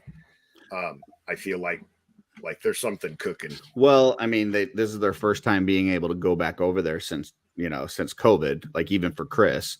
So there may be some of that involved. Plus, they now, since the last time they were able to go, they now have another factory that's working on like the brute scale figures and stuff like that. So, there's definitely some stuff to check out, but I'm not saying you're wrong. There definitely could be a portion of that too. Don't ruin it for me, Curtis. I'm trying to be excited. Yeah. Hey, whatever you think. I think that this year is going to hold a lot of surprises. The one thing that I think everybody needs to be prepared for is just, man, have your wallets ready, because I think it's going to hit us hard, especially November. They've already talked about that like shopping experience that you've never had. And then, if we're already starting day one with a 2-pack, I mean, you got to figure, he didn't give an exact price, but he said that it should be around the same price as the other 2-packs. Right. So, if you can get 2 of those, you're already $200 in on exclusives minimum, like right off the bat, plus whatever comes for the day 2, plus whatever the shopping experience is, plus what other tables that you buy from at Legion's Con. So, yeah, just be prepared, folks. don't be wasting your money on 5K toys and all that. I mean, listen, I love my 5K toys. I'm just saying, save some money. No Nendroids, no good smiles. Yes. Could you imagine if their shopping experience is designed to be like a cosmic or mythic marketplace, and everybody working over there is like dressed up, like poor George dressed up with like a that would fluffy be collar great. shirt. Oh, that would be so great. Yeah. Welcome to Mythic Market. How can I help you? That would be great. That needs to happen. What a great idea. Like have some jousting out in the parking lot and stuff. Yeah. The drop of the Valiant Knight last year too has my wheels turning on that they dropped a surprise figure. They'll probably do it again. That's the kind of stuff like I'm going to the con to meet people. That's my main draw, is I want to hang out with everybody. Yep. I have all the figures. I'm a completist, so buying figures isn't a huge draw, except for the exclusives, of course, right? But then if they're dropping new stuff, and here I'm trying to work a budget out in my head, and it's like, I've got to set this much aside for surprise exclusives just in case, or figures that are new drops. Yep. So yeah, they're definitely keeping me thinking. It'll be an interesting year, that's for sure. And just to add on to Curtis's comment real quick, yes, FOMO is real. Yes, save and plan accordingly, but also know you're, like we were talking on what was it? Was it yesterday on the Mythic Minute about like knowing your limits? Like you're talking about knowing your limits for sleeping and eating and drinking water and all that. So like know your limits with your wallets too. Like it'd be real easy to get yourself in a lot of trouble with credit cards or whatever just to get this stuff. So just be smart. Go to Vegas. Go to Vegas on vacation and don't gamble. It's easy. Well, like you were talking about your in-stock sale coming in today, Jesse. Like I had two of the most massive boxes of in-stock, like the two most massive boxes I've ever gotten in my life, show up today. And I just told one of the kids, "Hey, take that straight to the garage." Like we were setting up. I didn't even open it. I didn't look inside. Like, yeah. So I probably shouldn't be buying like more boxes, the size of my house full of figures between now and LegionCon. Well, I didn't get much at ZoloCon, which was going on the same day as the sale. So, I was pretty good there. And I made like a payment plan thing for these. So like, I did my budget for this one. So yeah, I didn't. So. I'm gonna have to do that the rest of the year. Yeah. No, I started eating ramen for pretty much every meal. So, if that tells you something. The ramen diet. That's my favorite way to save money. Even my girlfriend, because, I wrecked our car. So, when these four big boxes show up, she's like, more toys. And I was like, yeah, she kind of gives me that disapproving look, Right. Sorry. Well, guys, we are, hour and 20 minutes into the show. People came here to see some movies of '89. I think we should probably get to that. Let's get to it. Yeah, I think that might take a little bit. Do you want to kind of run through kind of the ground rules for how we're doing this? Yeah. For the people in the chat. So what we did, trying to decide, we wanted to, this is something we want to do here, is these movie brackets. So we decided to start with a banger of a year, 1989. And so we went and we looked at, so it's got to be released in 1989. And then we decided the seating for the bracket based on the total domestic box office. In order to vary it up a little bit, we took the top 8 just straight box office, and we picked another 8 that were all our choices. So we each picked 2 to throw into this bracket. And again, I decided that seating by the box office. And when he's talking about box office, he's not talking about just what they made in '89, but for the whole time that it was at the theater. So if their initial domestic run. Yeah. So if it came out in December of '89, but then ran for the next 7 months, whatever that total is for the whole time that they ran is how it was, we pulled that ranking. But if it came out in '89 and then they re-released in 2002, that's not. So Right.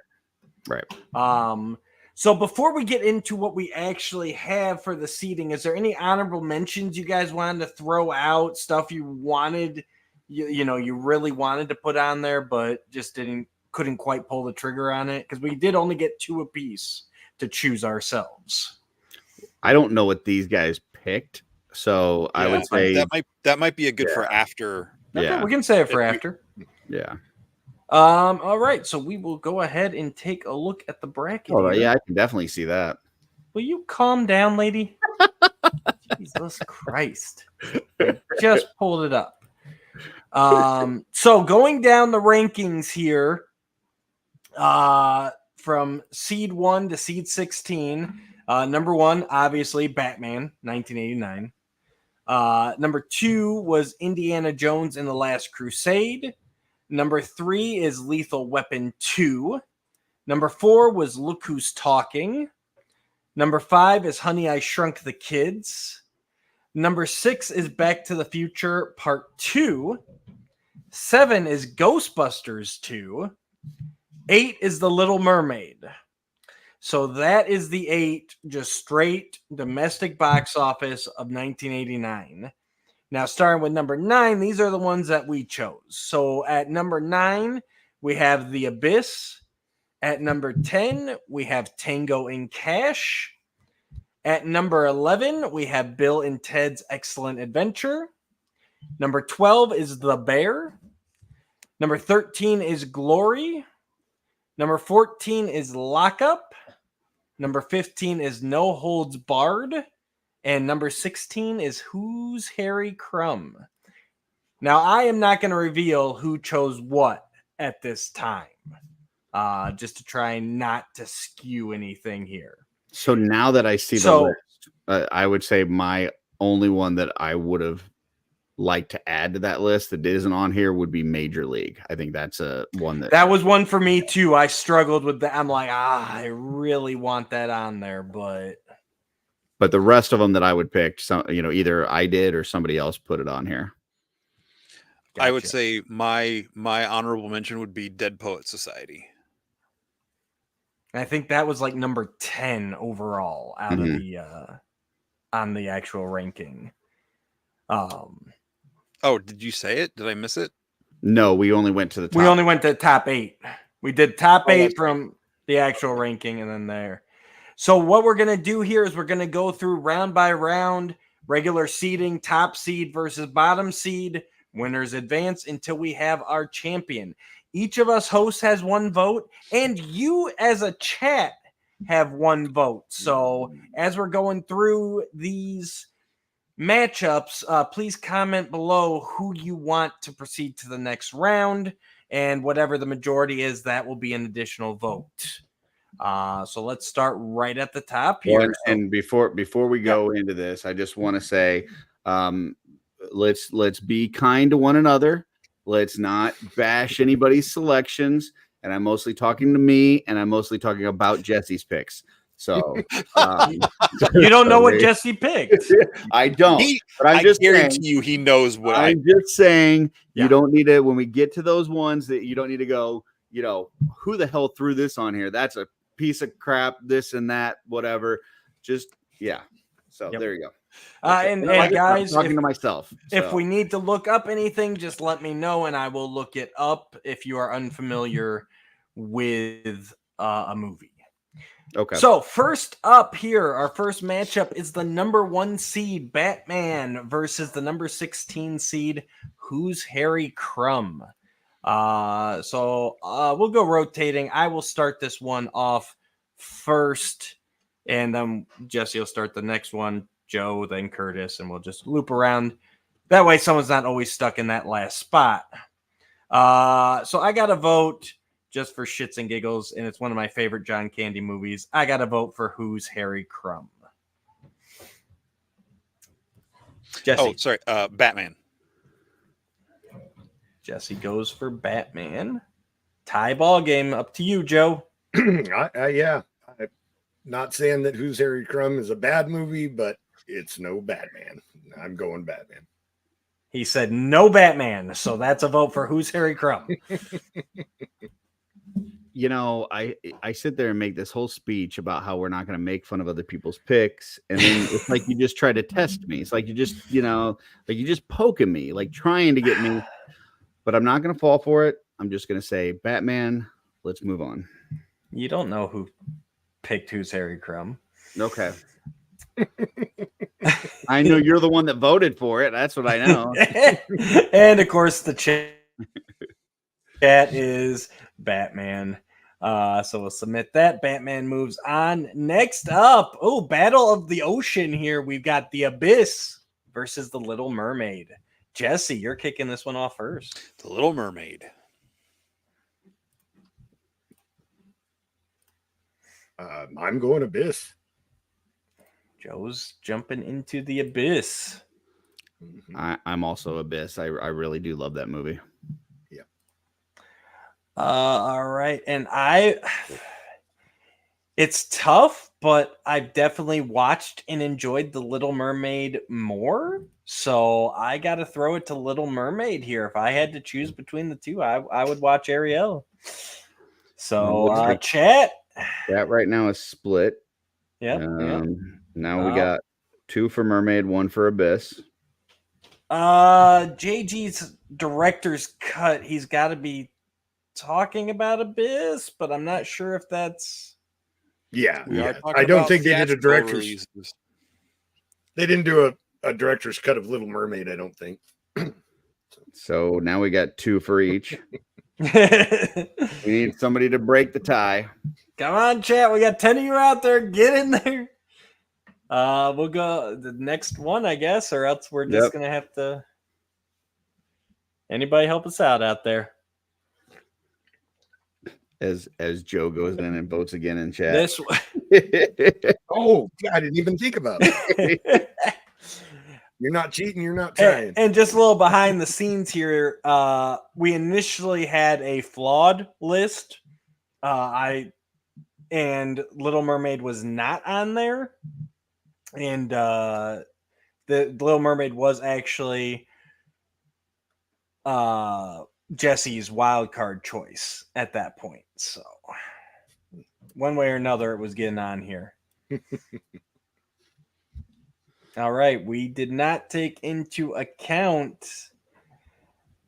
I would have to say on the fly here, I would say in the case of a tie that top seed takes it. I would say that probably would work. Yep. So yeah, that would be Little Mermaid. Little Mermaid was 8 and Abyss was 9. All right. That was a good matchup though. Nice and tough. So all right, then we've got our third matchup, number 5 seed Honey, I Shrunk the Kids versus number 12 The Bear. Joe, you are kicking this one off. Okay, I don't know what The Bear is, so I will go. Honey, let me grab that for you here. I did have to look it up earlier myself. Yeah, and you said I wouldn't be able to guess which one Jesse's was. I told you would know. I 100% told you would know. This is an orphan bear cub hooks up with an adult male as they try to dodge human hunters. The way you read that makes it sound pervy. That is the way it is written here, all right? And this was weird. apparently a foreign film that was then adapted for the States, starring Tchechi Kirio as Tom. Tchechi Caro. Yep. No idea who chose this one. Did you ever see The Patriot? Bart the Bear played the Kodiak Bear. Uke the Bear played the Bear Cub. And Jack Wallace played Bill. Directed by Jean-Jacques Annaud. Jean-Jacques Annaud. Yes, this was my pick. If you haven't figured it out. And Honey, I Shrunk the Kids is where Rick Moranis shrinks his kids and they ride an ant. So. Just so you know who Tchechi Caro is, have any of you watched the movie The Patriot with Mel Gibson? Yes. Once. He's the Frenchman, like the French captain that works with him. It's him. Gotcha. Yeah, my wife loves that movie. The Bear? No, The Patriot. Oh, gotcha. All that being nobody's said, ever heard of The Bear. I'm going with Honey, I Shrunk the Kids. Joe has shrunk the kids. It's a good movie. Curtis. I have never seen nor heard of The Bear, but I do not like Honey, I Shrunk the Kids, so I'm going with The Bear. Okay. Wow. Wow. I did not see that coming. Ooh. Hot take. Obviously, Honey, I Shrunk the Kids. It's a freaking classic. What is wrong with you, Curtis? Sorry, not a fan. Oh. Jesse. I'm going with The Bear. I mean, I love Obviously. Honey, I Shrunk the Kids, but I mean, you too? It's where my family nickname, like my family nickname, like my brother called me like Bear, like the day I was born, because I had so much hair when I was born. Well, that's fine, but I don't see why you loathe And- Honey, I Shrunk the Kids. That's you know how we were talking about like making sure we understand each other. Yeah. Did you not say loathe? No, Oh, I really heard it as loathe. I so. said I genuinely love Honey I Shrunk the Okay. Kids. I wrote a sequel to Honey I Shrunk the Kids before Disney did. Yeah, it's Honey, I Blew Up the Kid. No, they shrunk them again, except it was at my house and I was in it. All right, and it looks like the chat is just Honey, I Shrunk the Kids. So Yep, That's fine. One for Honey, I Shrunk the Kids. Nobody else. Give it a second. See if I anybody mean, else. Jacob Forna put like and Mark Rivera both put those look like pots of honey, so I'm guessing that's honey. Bear. Oh, honey, I Shrunk. Is it Honey for Honey, I Shrunk the Kids, or is it Honey for Bears Eat Honey? It depends on how Jesse wants to take the vote. Has anybody besides Jesse actually seen the bear, though? I'm Right. wondering if we're not overthinking this a little bit. All right, we'll give it just a few more seconds here, and then well, if those are actual honeys, then yeah, I think that's 3-0. So I think you could probably move on. all right, You Honey. definitely have at least one with Honey I Shrunk the Kids, and it's the higher seat. So I mean, Honey I Shrunk the Kids won. Honey, I Shrunk the Kids. All right, next up, we got the number 13 seed Glory versus the number 4 seed Look Who's Talking. Curtis, you're up first this time. I think this is Jesse's other pick. Look Who's Talking? Yeah, he loves talking. No. Babies. But I will go with Look Who's Talking. I thought that was hilarious at the time. Have you heard of Glory before, or do you need? I've seen Glory. Oh, yeah. you've seen Glory? Okay. Yeah. It just feels like a Jesse pick. Gotcha. So, but I can't help him on this one. I've never heard / seen Glory, although it does have Matthew Broderick in it, which is How have surprising. you not seen Glory? All right, you need to. Because I didn't hang out with you in Europe, okay? Look Who's Talking. Has nothing to do with Europe. Everything has to do with Europe. Sorry. Kirstie Alley, John Travolta, Talking Babies, Bruce Willis. Let's go. Bruce Willis is where it's at. But yeah. I'm going with Glory. I almost thought you'd vote against yours for a minute. I mean, we don't know whose that was. Yeah, whoever's Whoever's up that there. was. Yeah. Joe. Look Who's Talking is a solid flick, and I've also never seen Glory, so I don't even know anything about it. So I'm going with Look Who's Talking. Sorry, Wow. Jesse. That That's okay. is that's good because the chat is all Glory. So It is oddly, and it's Yeah. Matthew Broderick, Denzel Washington, and Carrie Elwes. So I'm like, I don't know how I've never even heard of this. Yeah.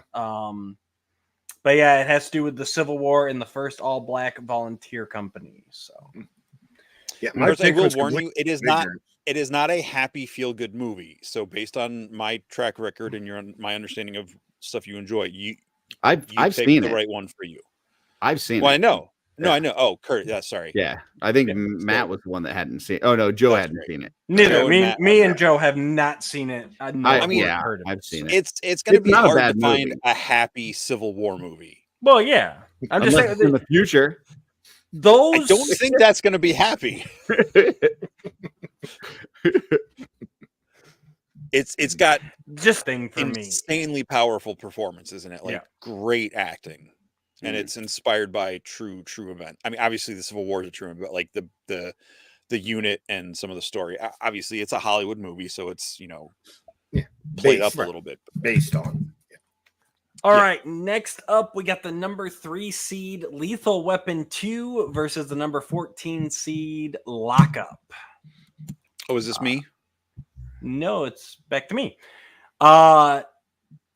Never seen Lockup. Lethal Weapon 2 is a masterpiece. Lethal Weapon 2 all day long for me. Now it's you, Eenie. Jesse. Meanie, miney, hey, Bo. Lethal Weapon 2. There we go. All right, Joseph. Yeah, I agree. Lethal Weapon 2 is one of my favorite movies. So All right, and Curtis. Well, obviously I'm gonna vote Lock Up because it's my pick. I will say Lethal Weapon 2 is Lethal Weapon 1 is great. Lethal Weapon 2 might be my favorite of that series.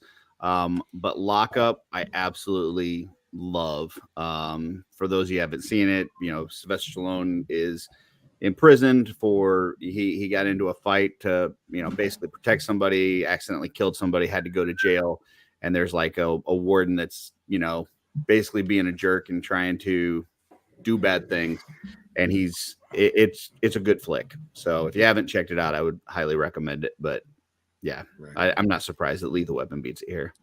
Yeah, I haven't seen it, but it sounds good. I like Sylvester Stallone. It's a great flick. Yeah. Oh man, Darla coming in voting against. Ooh, I would not want to be in that house tonight. Something's gonna happen tonight. That's all right. I got steamrolled on that one. All right. Now we've got the number 11 seed Bill and Ted's Excellent Adventure versus the number 6 seed Back to the Future Part 2. Jesse. Oh, is this me? I love both of these movies. Yeah, this is the seed matchup you don't want to see in the first round. It's easier for me to decide on this than some of the other ones just because they're so disproportionately like I knew Bear wasn't going to win because I figured no one had seen it, but I love that movie. But for me it's an easy choice. Bill and Ted. I love Back to the Future, but 1 is the best one. 2 just does some dark things, but so Bill and Ted is the one for me. You clicked on the wrong one. You're right, I did. Sorry. My dogs are running around at the same time. Trying to sway the vote. Let's see how it is. I was going to give him a second and figured he was just intentionally mishearing me again. Joe. Yeah, Jesse's logic is sound. I'm going to go with Bill and Ted also for almost the exact same reasoning. Okay, Bill and I'm Ted. Sorry. Someone make a GIF of that. I don't always disagree with you, Jesse. Not you specifically, but you someone saying that my logic is sound. I mean, my therapist told me I was normal yesterday, which I'm still processing that. Well, I'm looking at the chat. I'm sorry to hear that. We've got 3 Back to the Future, and I'm just going to tell you all, I'm sorry you're wrong. And it's Bill and Ted. So, yeah. Wow. Bill and Ted. That obviously does it. I still have to vote for Back to the Future Part 2 because it is my favorite of the series. Really? And that is actually even with me being the one who put Bill and Ted into the bracket here. So that was one of my picks. Like I said, these two should have both gone a lot deeper. It's just that unfortunate seating there. So voting against your own pick. That's an interesting strategy, Cotton. Let's see how it works out for him. Hey, I mean, we've got 4 votes from the chat. I've got to be honest. It's they only count as 1 though together. Right. Oh, okay. Yeah. So no, I mean Bill and Ted ends up taking it anyways, but I'm even with me throwing Bill and Ted into the mix. Back to the Future is the better movie in my opinion. But I'm not sad with either result of that one. I will say though, I prefer and this might get me some hatred. I might get some hate mail on this one, but I prefer Bogus Journey to Excellent Adventure. So that's just foolish nonsense. I wouldn't send you hate mail. I don't get I like it. I don't get it, but that's fine. I mean, can we all agree Face the Music was terrible though? No. Okay. I mean, taking Death to the Pearly Gates and Station, come on, man. I mean, it's good. I enjoyed it, but the God gave rock and roll to you at the end, Bogus Journey, yeah, where it's at. All right, next up, we've got the number 7 seed Ghostbusters 2 versus the number 10 seed Tango and Cash. And Dooch's house is falling apart. Something happened. Who's first on this one? Joe's first. Oh, Ghostbusters 2. Yeah, I love the Ghostbuster movies. I think they're both fantastic. So. Okay. Yeah, that's the wrong answer. So I do like Ghostbusters too. But Tango and Cash to me is the best buddy cop movie that's ever been made. It is absolutely phenomenal. It might be one of the most perfect movies out there. So yes, Tango and Cash all the way, hands down. I'm going to vote it against anything else in this whole bracket. Just FYI. I'm up next, aren't I? Yep. Yeah, Ghostbusters 2, obviously. Never seen Tango and Cash. I've never had any desire to see Tango and Cash. Dude, it's so freaking good. Yeah. Oh my god. If you like Lethal Weapon, Tango and Cash blows Lethal Weapon away. The chat is nope, we got it's split. 2 Ghosts, 2 Tango and Cash. Go ahead, Jesse. Debate. I'll be right back. No, there's no debate here. I'm going Tango and Cash, and I've never seen it. I just don't like Ghostbusters 2. That movie traumatized me as a child. So, well, we've got 2 Tango and Cash and 2 Ghostbusters. So, next person in the chat takes it. If you haven't already made a vote, so throw it on out there.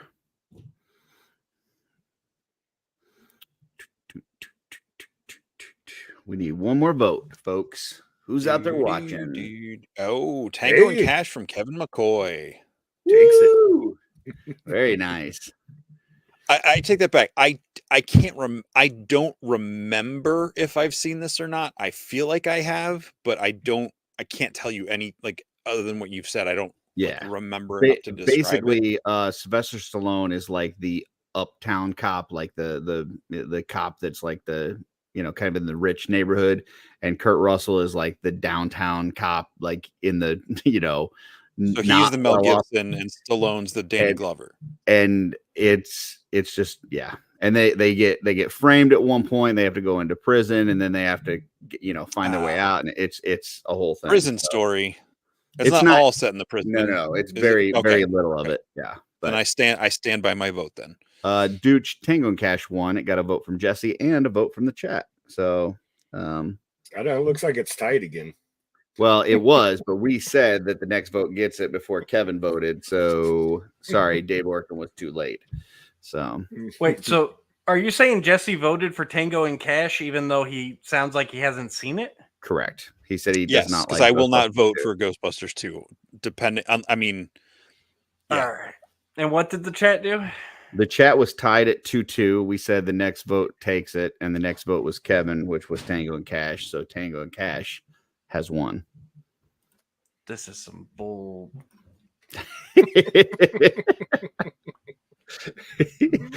as he censors himself. All right. Next up, we've got number 15, No Holds Barred, and number 2, Indiana Jones and the Last Crusade. All right. I am first. This is Curtis, right? Yeah.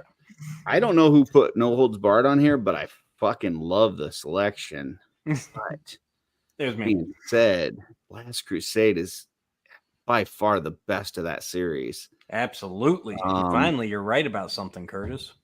Sean Connery is so freaking good in that. I gotta go Last Crusade. I love No Holds Barred. I would love to see it go further here, but yeah, Last Crusade is just too freaking good. I can't. Yeah.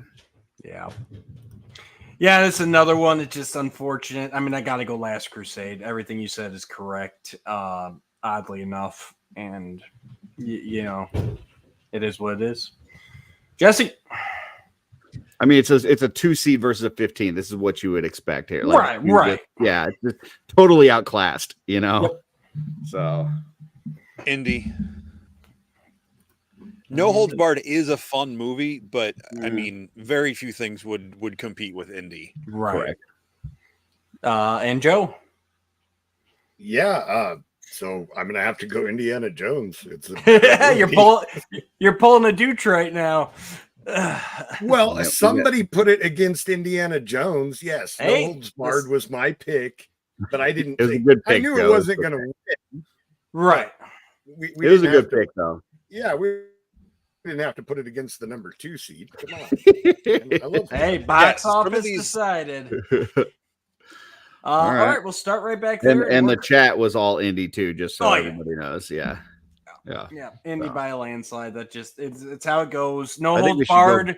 Was happy to make it to the tournament. You know, was honored to be here. But yeah, they just. I think They we do. should go back up to the top, so we don't Fine, have I'll to go back be up to biased. the top. Yeah. All right. Number 1 seed Batman versus number 8 The Little Mermaid. Your first, Dooch. You know what? I'm sticking with my girl, Ariel. She's got the crab, she's got the flounders, she's got the songs. Let's see this through. Little Mermaid, let's go. I really want to say Little Mermaid because it's the beginning of the Disney Renaissance, So say but So easy. 2 words. but like Come on in, kiss the girl. I do love that movie, but I think I have to go with Batman on this level. Yeah, You sure? I gotta go with Batman. Yeah. Oh, you disappoint me. You disappoint Jacob. Joe. Yeah, well, I mean, that's a tough one. But I'm gonna have to go Batman. And the Batman. Up to Curtis. Yeah. I mean, I was gonna go Batman, but I think I gotta.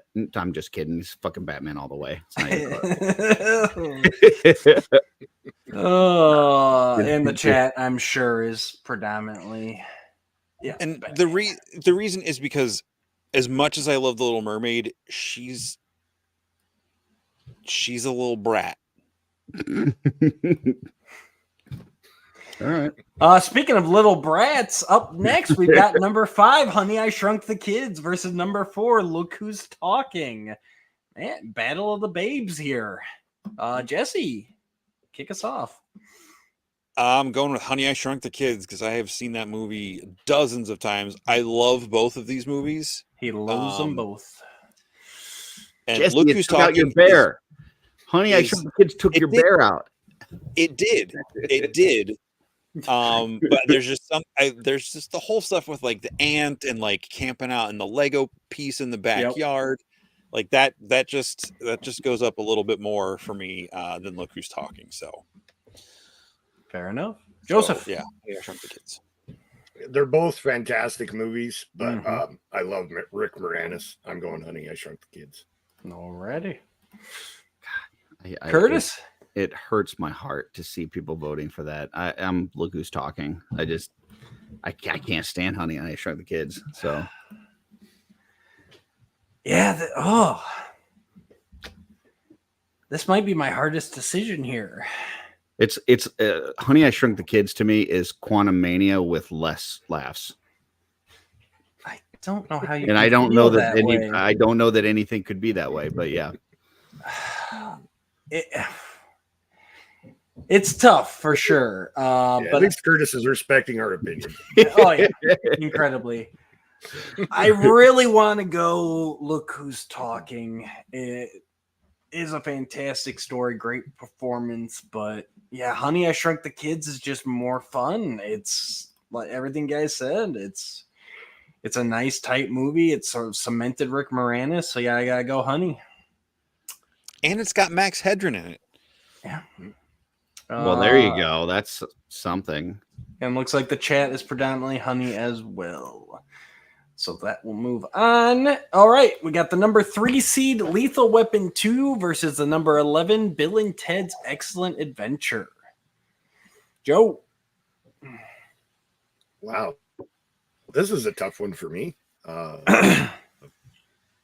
I mean, there's good Yeah. movies here. It's a tough year.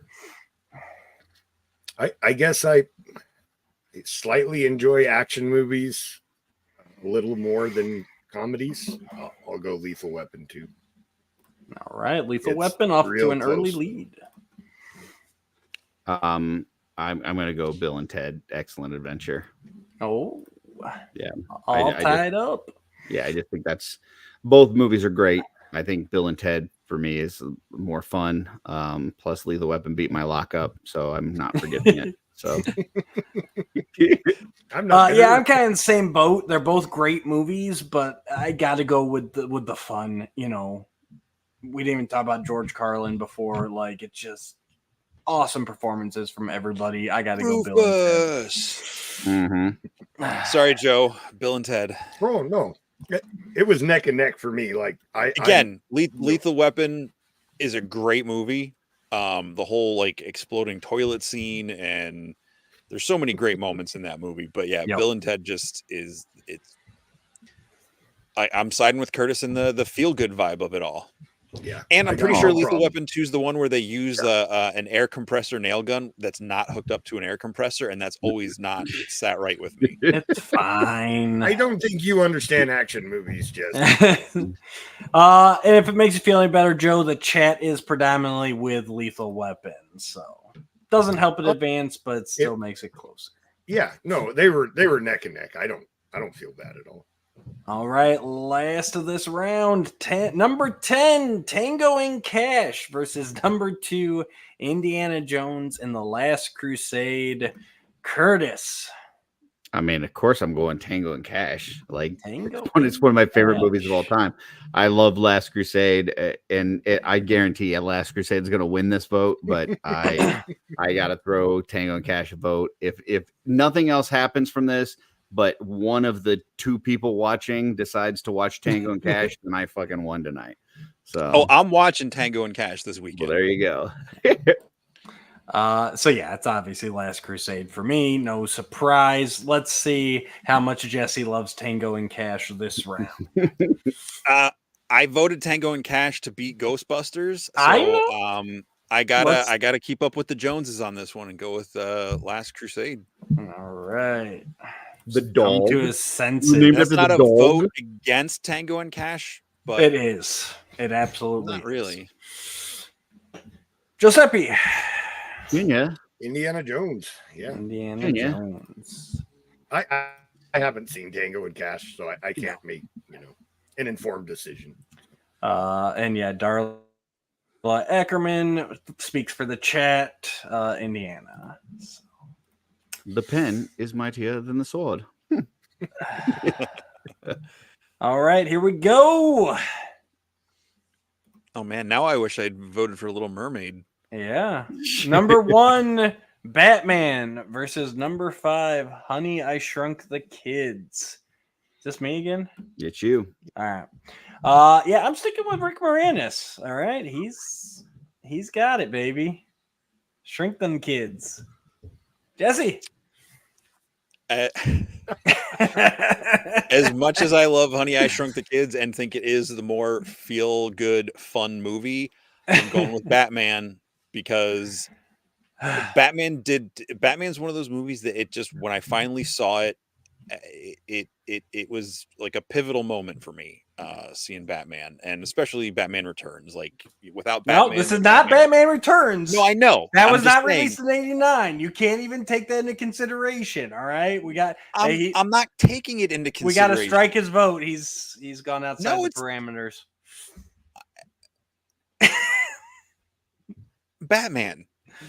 Okay, fine. Sorry, I won't explain myself anymore. I love you, Jesse. Joe. Jack Nicholson is hilarious in that movie. I remember being a kid and being the only one in the theater laughing at like 13 years old at those jokes. They are fantastic. I'm going Batman all the way. Sorry, Rick. I love you, buddy, but Batman's fantastic. And Darla Ackerman is in the chat. She goes, Honey, I Shrunk the Kids. So. No, she did not. She'd be finding a new place to sleep tonight. Yeah, this is Batman. I mean, it's just I think to go for, because I remember, we were talking about me and Joe being old and stuff, and like these young people that were like, I wasn't even born yet, and all this and that.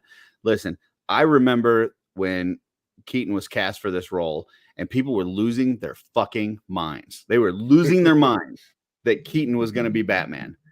And I wasn't sure how that was going to go, but I was just happy we were getting a Batman movie. He killed it, and he's the best Batman to this day. So good. Yes, absolutely. So.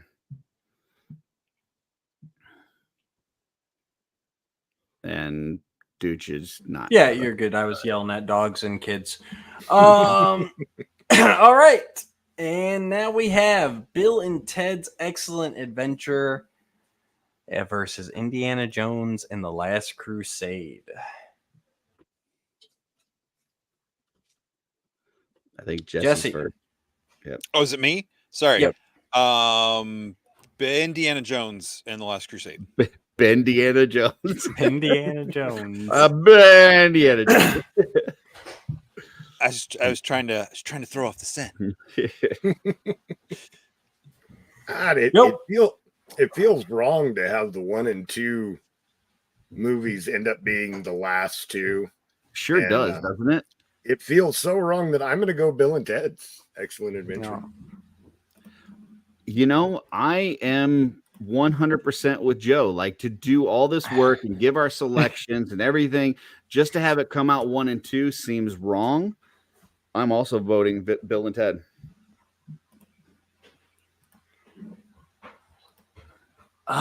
Which was your selection, Dooch. I'm getting there. Is that a spite vote or is that a genuine vote? It's I am this close to getting my wild card into the final. I've got You're not to allowed to take that into consideration. Your vote is stricken. I got to go Bill and Ted here. Let's get them to the final. Bill and Ted. Boom, there it is. There it is. So for our final, we have Batman versus Bill and Ted's Excellent Adventure. Joseph. Batman's number one for a reason. I'm going Batman. He's going Batman. All right. Curtis. You know, there's only one movie in this whole list that we did that people typically will throw the year after the movie. Yeah. And that's Batman 89 because it's that damn good. So, yeah, it's Batman. This is 89. You're talking 89? Yeah. It's Batman. Come on, it's Batman. And here is the reason that I had no problem just getting my wild card to the final, because I knew as great as Last Crusade was, it would not be able to get over Batman for you guys. So I figured, why not have Bill and Ted there? Same reason I'm going to vote Bill and Ted again right now. Bill and Ted's Excellent Adventure 89, baby. Jesse. Oh, shoot. I don't.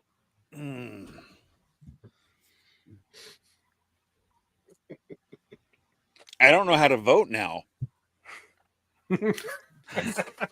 Explain. If Indy had made it, which it clearly should have, but people were playing the system. Okay. Welcome to America. Okay. I know. America. That's why I'm gonna say this right now.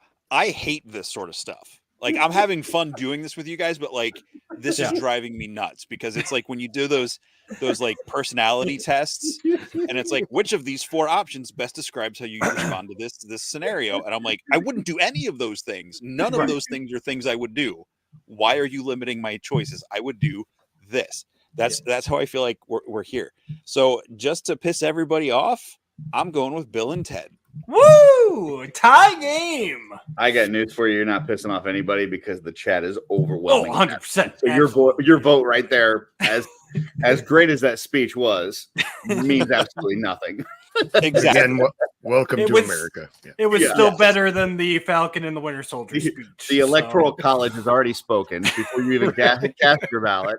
And actually, JG brings up a good point. Which have you seen more times? I have seen Bill and Ted more than I have seen Batman. So, no.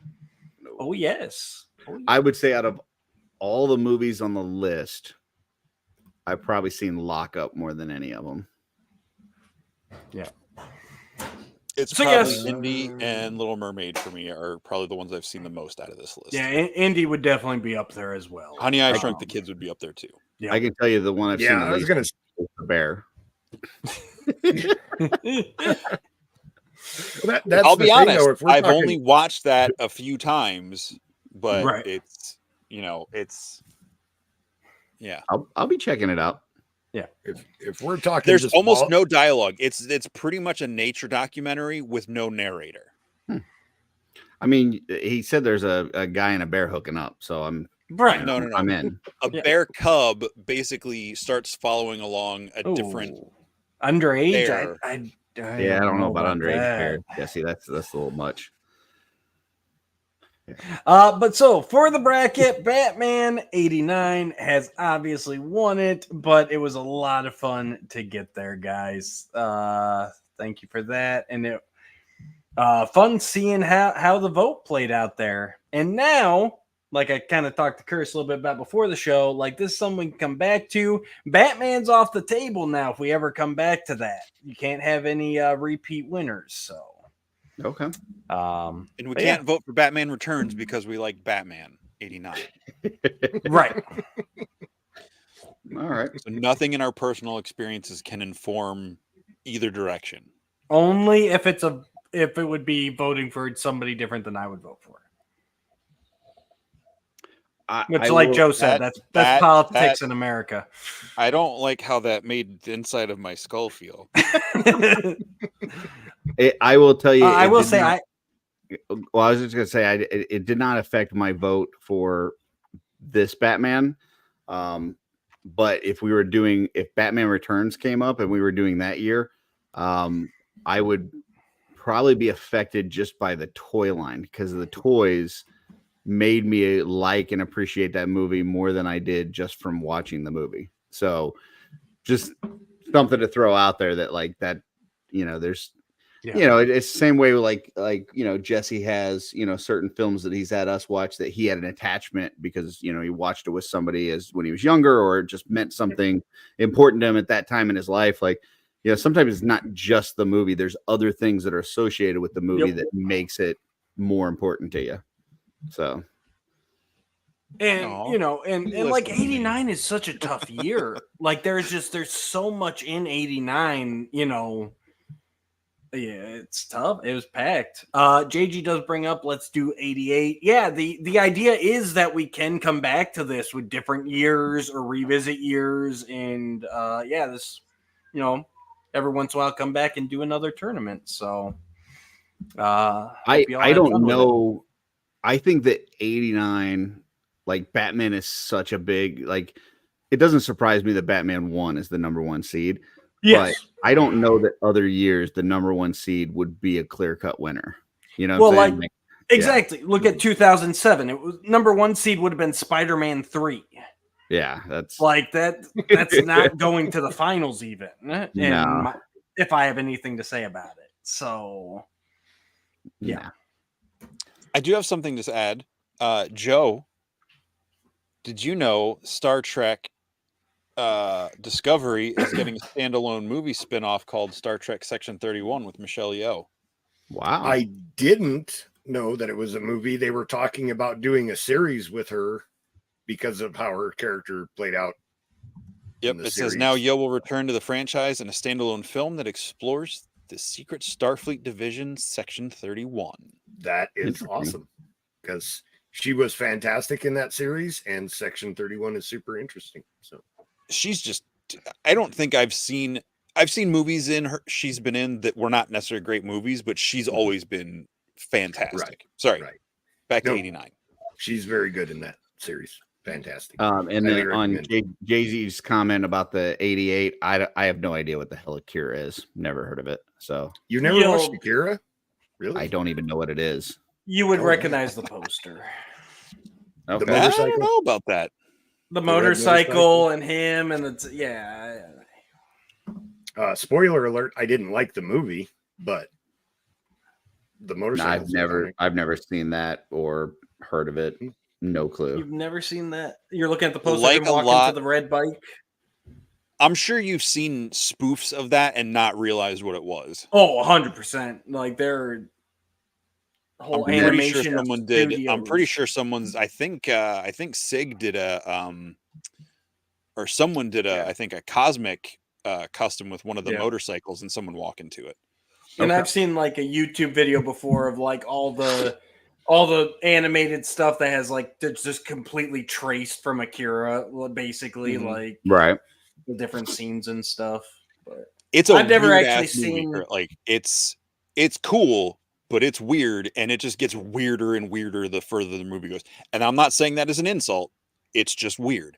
well, there's also something with like the sub, no, the dub, like the English dub is less complete than the subtitled one is. So Oh, I've never I'm- actually I'm- seen it, but Well, I don't know what Collecting Brothers says. Everyone has done an homage to the Oh, Akira yeah. bike slide. I don't know what bike slide he's talking about, but the coolest bike slide I've seen is in that Teenage Mutant Ninja Turtles, was that Mutant Mayhem where April comes sliding in and they're doing like that slow walk and everything. She comes like sliding in. I haven't watched Mayhem yet. It's awesome. But if you watch the 2003 Turtles series, in the opening credit, Raph does an Akira bike slide. Okay. So is it about like biking? Is that what the movie's about? It's No like a idea. cyberpunk. It's, I Kind mean, some of the main characters would have like bikes and they're riding around, but like that's like the iconic poster is like the Okay. overhead shot of him walking from the bottom of the screen up to the bike that's like in the lower third. Someone even did one. I think they called it, instead of Akira across it, it says Shakira, and it's like her walking to a motorcycle. Like it's That's awesome. if you look up Akira poster, and you'll probably see. Or I Akira just looked up the posters. poster and I looked at it and I had no idea. That surprises me because that was everywhere, like late 90s. So do we still want to do a This Week in Theaters, or is that kind of our This Week in Theaters for this week? What do you guys think? I think if Matt's got it, we could do a lightning round. I feel like this. I this don't is have it. good. I've been slacking. I'm No. coming up with stuff. I was just thinking today I've got to get back to the grindstone and get some stuff for you guys. So yeah, let's end on with This Week in Theaters. Hold on. Just don't go to 1989. You can't tell me what to do. I just did. I'd say just to mix it up, let's keep it in the 2000s or newer. I'm actually going to do lightning round questions because I Do it. I prefer that idea. So we're going to start with Joe, and we're going to go around the horn. Joe, texting or talking? Oh, wow, that's really swayed on who it is, but texting, yeah, lightning. Jesse? Depends on the situation.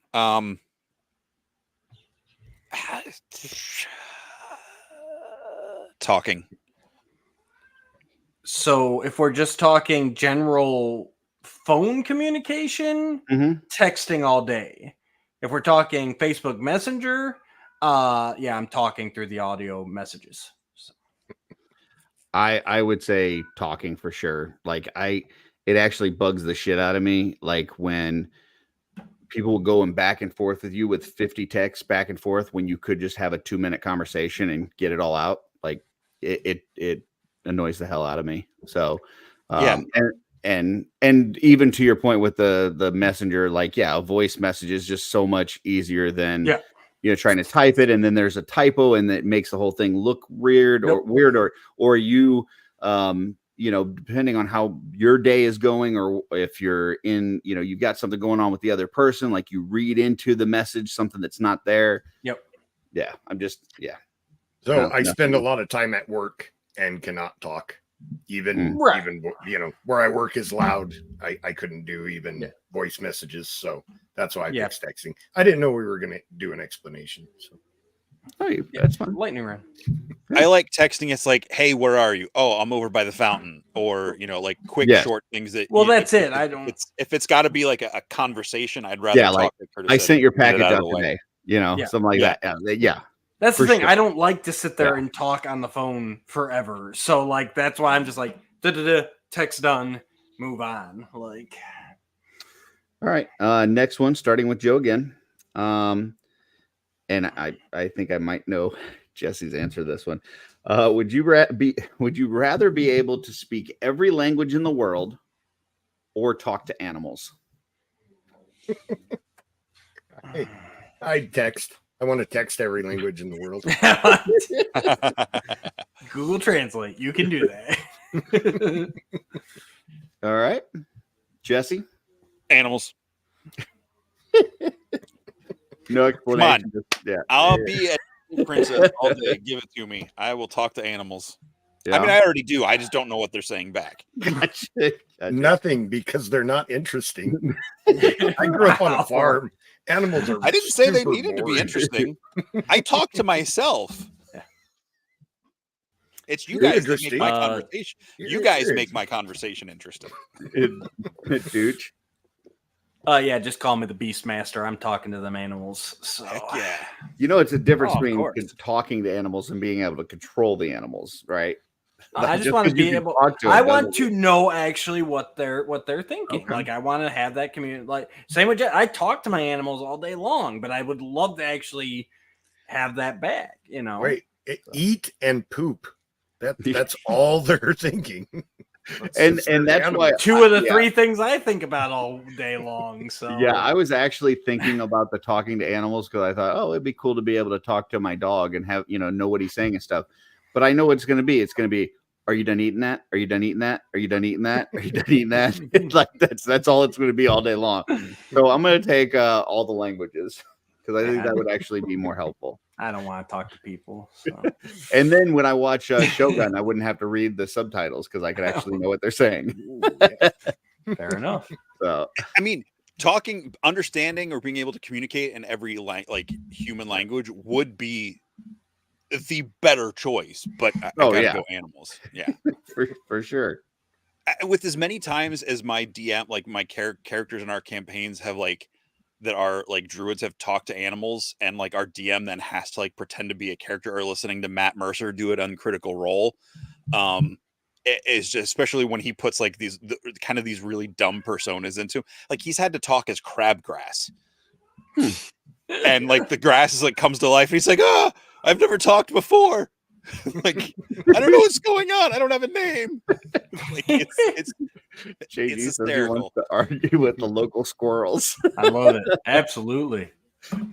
Yeah. I mean, BG3 did it really well talking to animals. I just think in real life, if we were talking to animals, they wouldn't be that interesting. Yes. Okay. All right. Last one. Joe, what is the job that you worked at the shortest period of time? Well, I've had the same job for a very long time. I was a farmhand at a neighbor's farm for 2 years before I got a job at the mine. So, farmhand. Okay. Yeah. And that was 2 years, folks. 2 Yeah. years was his Yeah, it was shortest the job. shortest job that he had. Yeah. That's what I was zeroing in on too. Jesse? I don't know if this counts, but I'm going to throw it out there. You can tell me. I went for a job interview, and they told me to wear comfortable shoes. And then they proceeded to take me to another town and walk around door to door, passing out coupon books to try to get people to buy. That was my job interview. It was a full freaking day's work. Did you get paid? No. Doesn't count them. I never talked to him again. They're like, "Oh, we thought you were great." And I'm like, "Yeah, you lied to me and tricked me into going on door to door, yeah."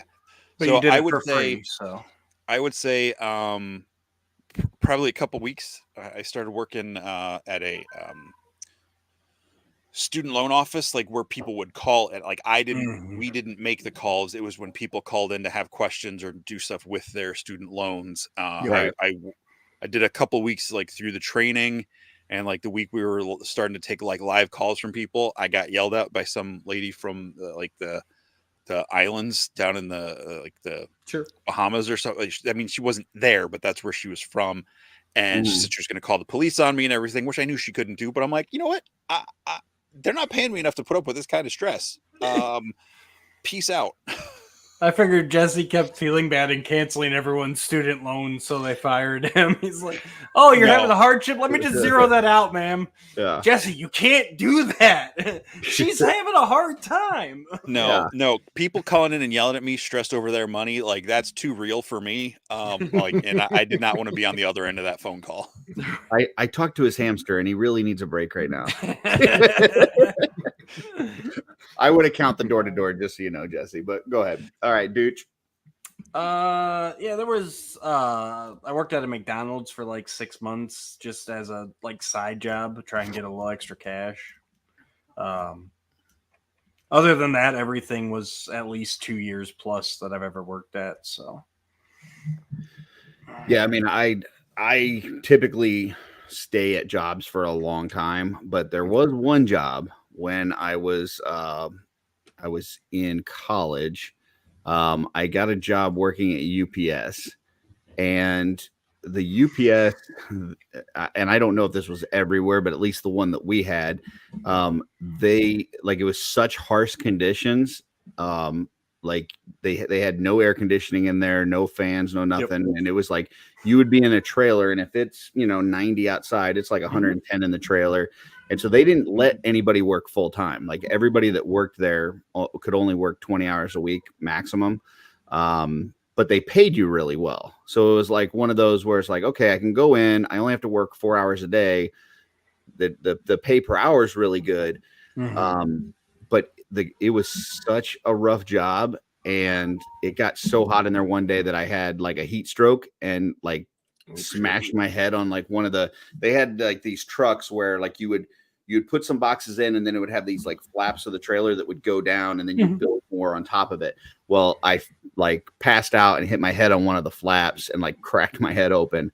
And that was like 2 months into the job. And on top of that, the car that I had bought a car for my mom for like $500, like her old car, had no air conditioning, black interior. So I would get done like with this hot day at work, and then go to this car with black like leather interior with no air conditioning. And yeah, it was just a nightmare. And so yeah, I made it like 2 months, and I just couldn't take it anymore. So it was rough. And I also got to see, for those of you that like ship packages and stuff, like there's loading the trailers, which is there's like a lower rate for loading the trailers because you actually have to like scan, like they give you these like scanners on your arm. You got to scan it and then like build the wall, and it takes a little bit. And then there's unloaders. Unloaders have a higher amount per hour that they've got to move in cases. Right. And typically what they'll do, just so everybody's aware, they will find like the biggest like nucleus box in the middle of a wall and pull that one out, let everything else just fucking fall down. And then they start loading the conveyor belt, because it takes less time to do that than it does to actually climb up and on the stairs and grab stuff off the top of the wall. Oh, 100%. So, just so you know, if your package gets to you and it's got, little dings and whatever on it, that's because they pulled out that thing out of the middle of the wall and everything else came tumbling down. So, yeah. FYI. So I've got a lightning round question. Sure. All right. I'm not saying you do it as a regular practice, but like, do all of you, have you all eaten gummy bears at some point? Yes. Yeah. Okay. How do you eat them? And don't say put it in your mouth and chew. Like, well, I mean, that's it. Do you bite the heads off? Do you put a regular sized gummy bear? I just throw it in my mouth. One at a time, or multiple? Usually just one at a time. Yeah. Okay, Curtis. I usually will do one at a time, unless I will occasionally do more than one if it's the same color, but I can't do multiple that are different colors. And I typically will actually like suck on them for a little bit before I actually chew them up. But I don't like bite off different parts or whatever. Okay. Joe. I'm not a huge gummy bear fan, but I have eaten them before. I usually just eat them one at a time, like you would with jelly beans. Yeah. Apparently, I'm a psychopath. Probably. Because Curtis, you remember when we were at Mesquicon, I had that bag of gummy bears, right? Mm-hmm. And I said, I hope they're not the ones that make you have to go to the bathroom. Which I don't know what that means. There's like a type that like messes with your well, all the sugar-free stuff. If you eat too much of it, you'll. Oh yeah, have you met me? No, I don't intentionally imbibe anything that's sugar-free. That should have sugar in it. Yeah. So it was weird because I was like, there's like 12 flavors in this or whatever. Like that's a lot of flavors in, one bag. Skittles, most things it's like 5 or 6 possible options, right? So I get back to work the next week and I was like, yeah, at first I didn't like these as much because there was so many flavors, but now, because I had 2 bags of them. So I was eating them at work the next week. And my coworker's like, what do you mean too many flavors? Like, how many do you eat at a time? I was like, I don't know, just grab a handful and throw it in. He's like, a what? like it's like, yeah, just pour a couple out of the bag or reach in and grab and now see, I can do that with like M&Ms because they're all regardless of the colors, they're all just chocolate. But gummy bear. No, I gotta Skittles. Can you eat like a handful of Skittles? No, I gotta separate all the flavors first. Skittles, I still can. I don't know why it's different for gummy bears. I've never thought about it, but okay. Apparently, a lot of other people I've asked have told me that that's a very strange way to eat gummy bears. Like, I agree. On Skittles, not only will I not eat 2 flavors together, but I have to separate the whole bag before I can even start eating them.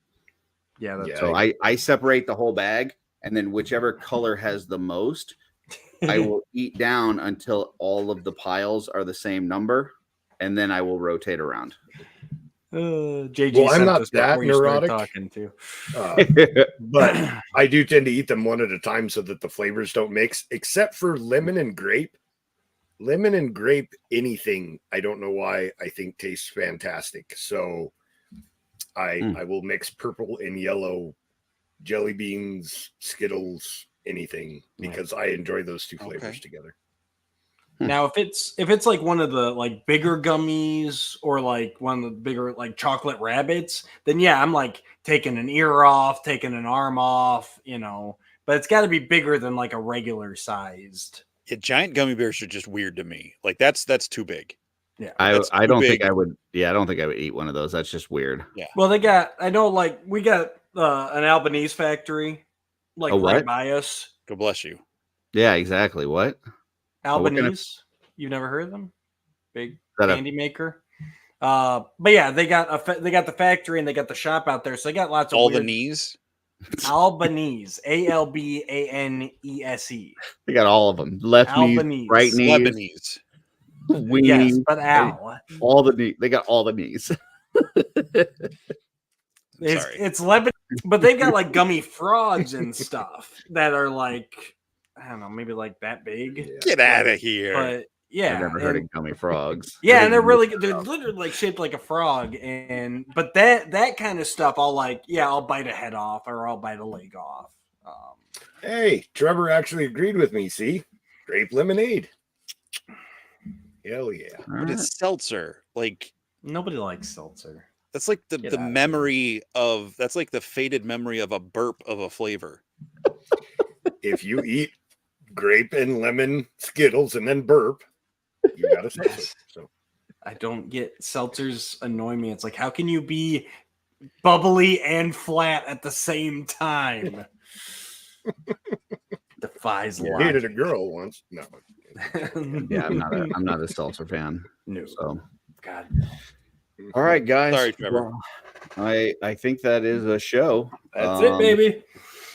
So that was a good anybody show. Have anything to promote or talk about that's coming up that people should be aware of? Shooting the Shelf this Sunday night. Curtis and I are going to be talking to Mira. At 8:00 on the Just Shelf It channel. So go check that out. all the other amazing shows that people we know and people we don't know do. Go check those out. Lots of fun stuff. Wolf King is going to be set up at the Lehigh Valley Toy Comic and Card Show. I don't remember the exact name, but Wolf King's got the link. Because there's another show that has in Lehigh Valley that has almost the same name, but it's slightly different. I don't want to confuse, but it's May 4th, Saturday, May 4th in Easton, PA. Len will be running the Horseman Street Team, their first time there, and I'll be running the Wolf King table right next door. Wow. Right on. Yes, that'll be fun. I need to check out, speaking of Trevor in the chat, I need to check out his photo bomb because I missed it earlier in the week, and it is my favorite show on YouTube. And that's as somebody that is on all these other shows. Yeah, I still Curtis think hates his own shows. Yeah, I like Trevor's better. His photo bomb is the best show on YouTube, and I need to check it out. I'm sure it's amazing. And then, as far as like promoting stuff, I would say, I anytime that I'm on the YouTubes, got to talk about Customizing Studio Sunday mornings. It's actually Sunday afternoon, 1 p.m. Eastern.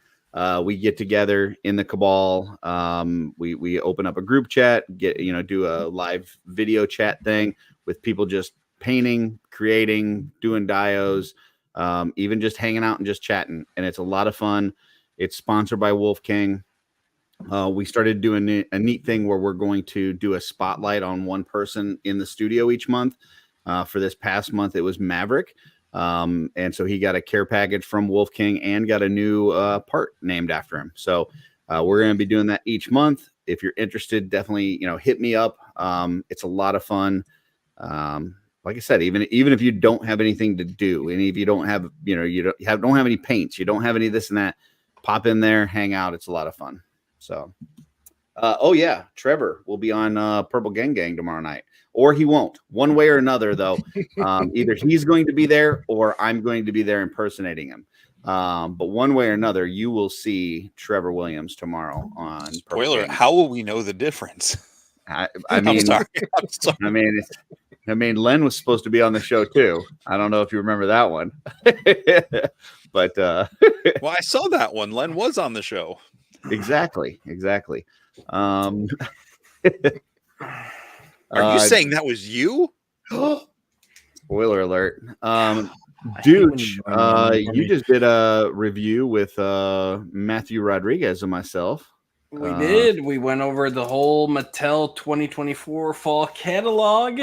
Legends of Grayskull, episode number 115. Check out the YouTube channel. We are now over 1,000 subscribers.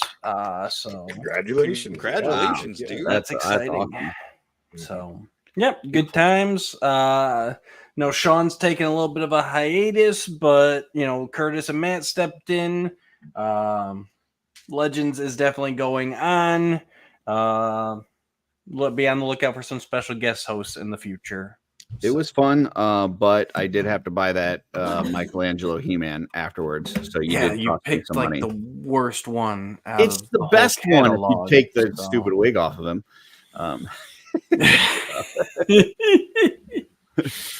All right, folks. Well, that's the show. Joe, you got anything? You got Joe Gonzalez live tomorrow?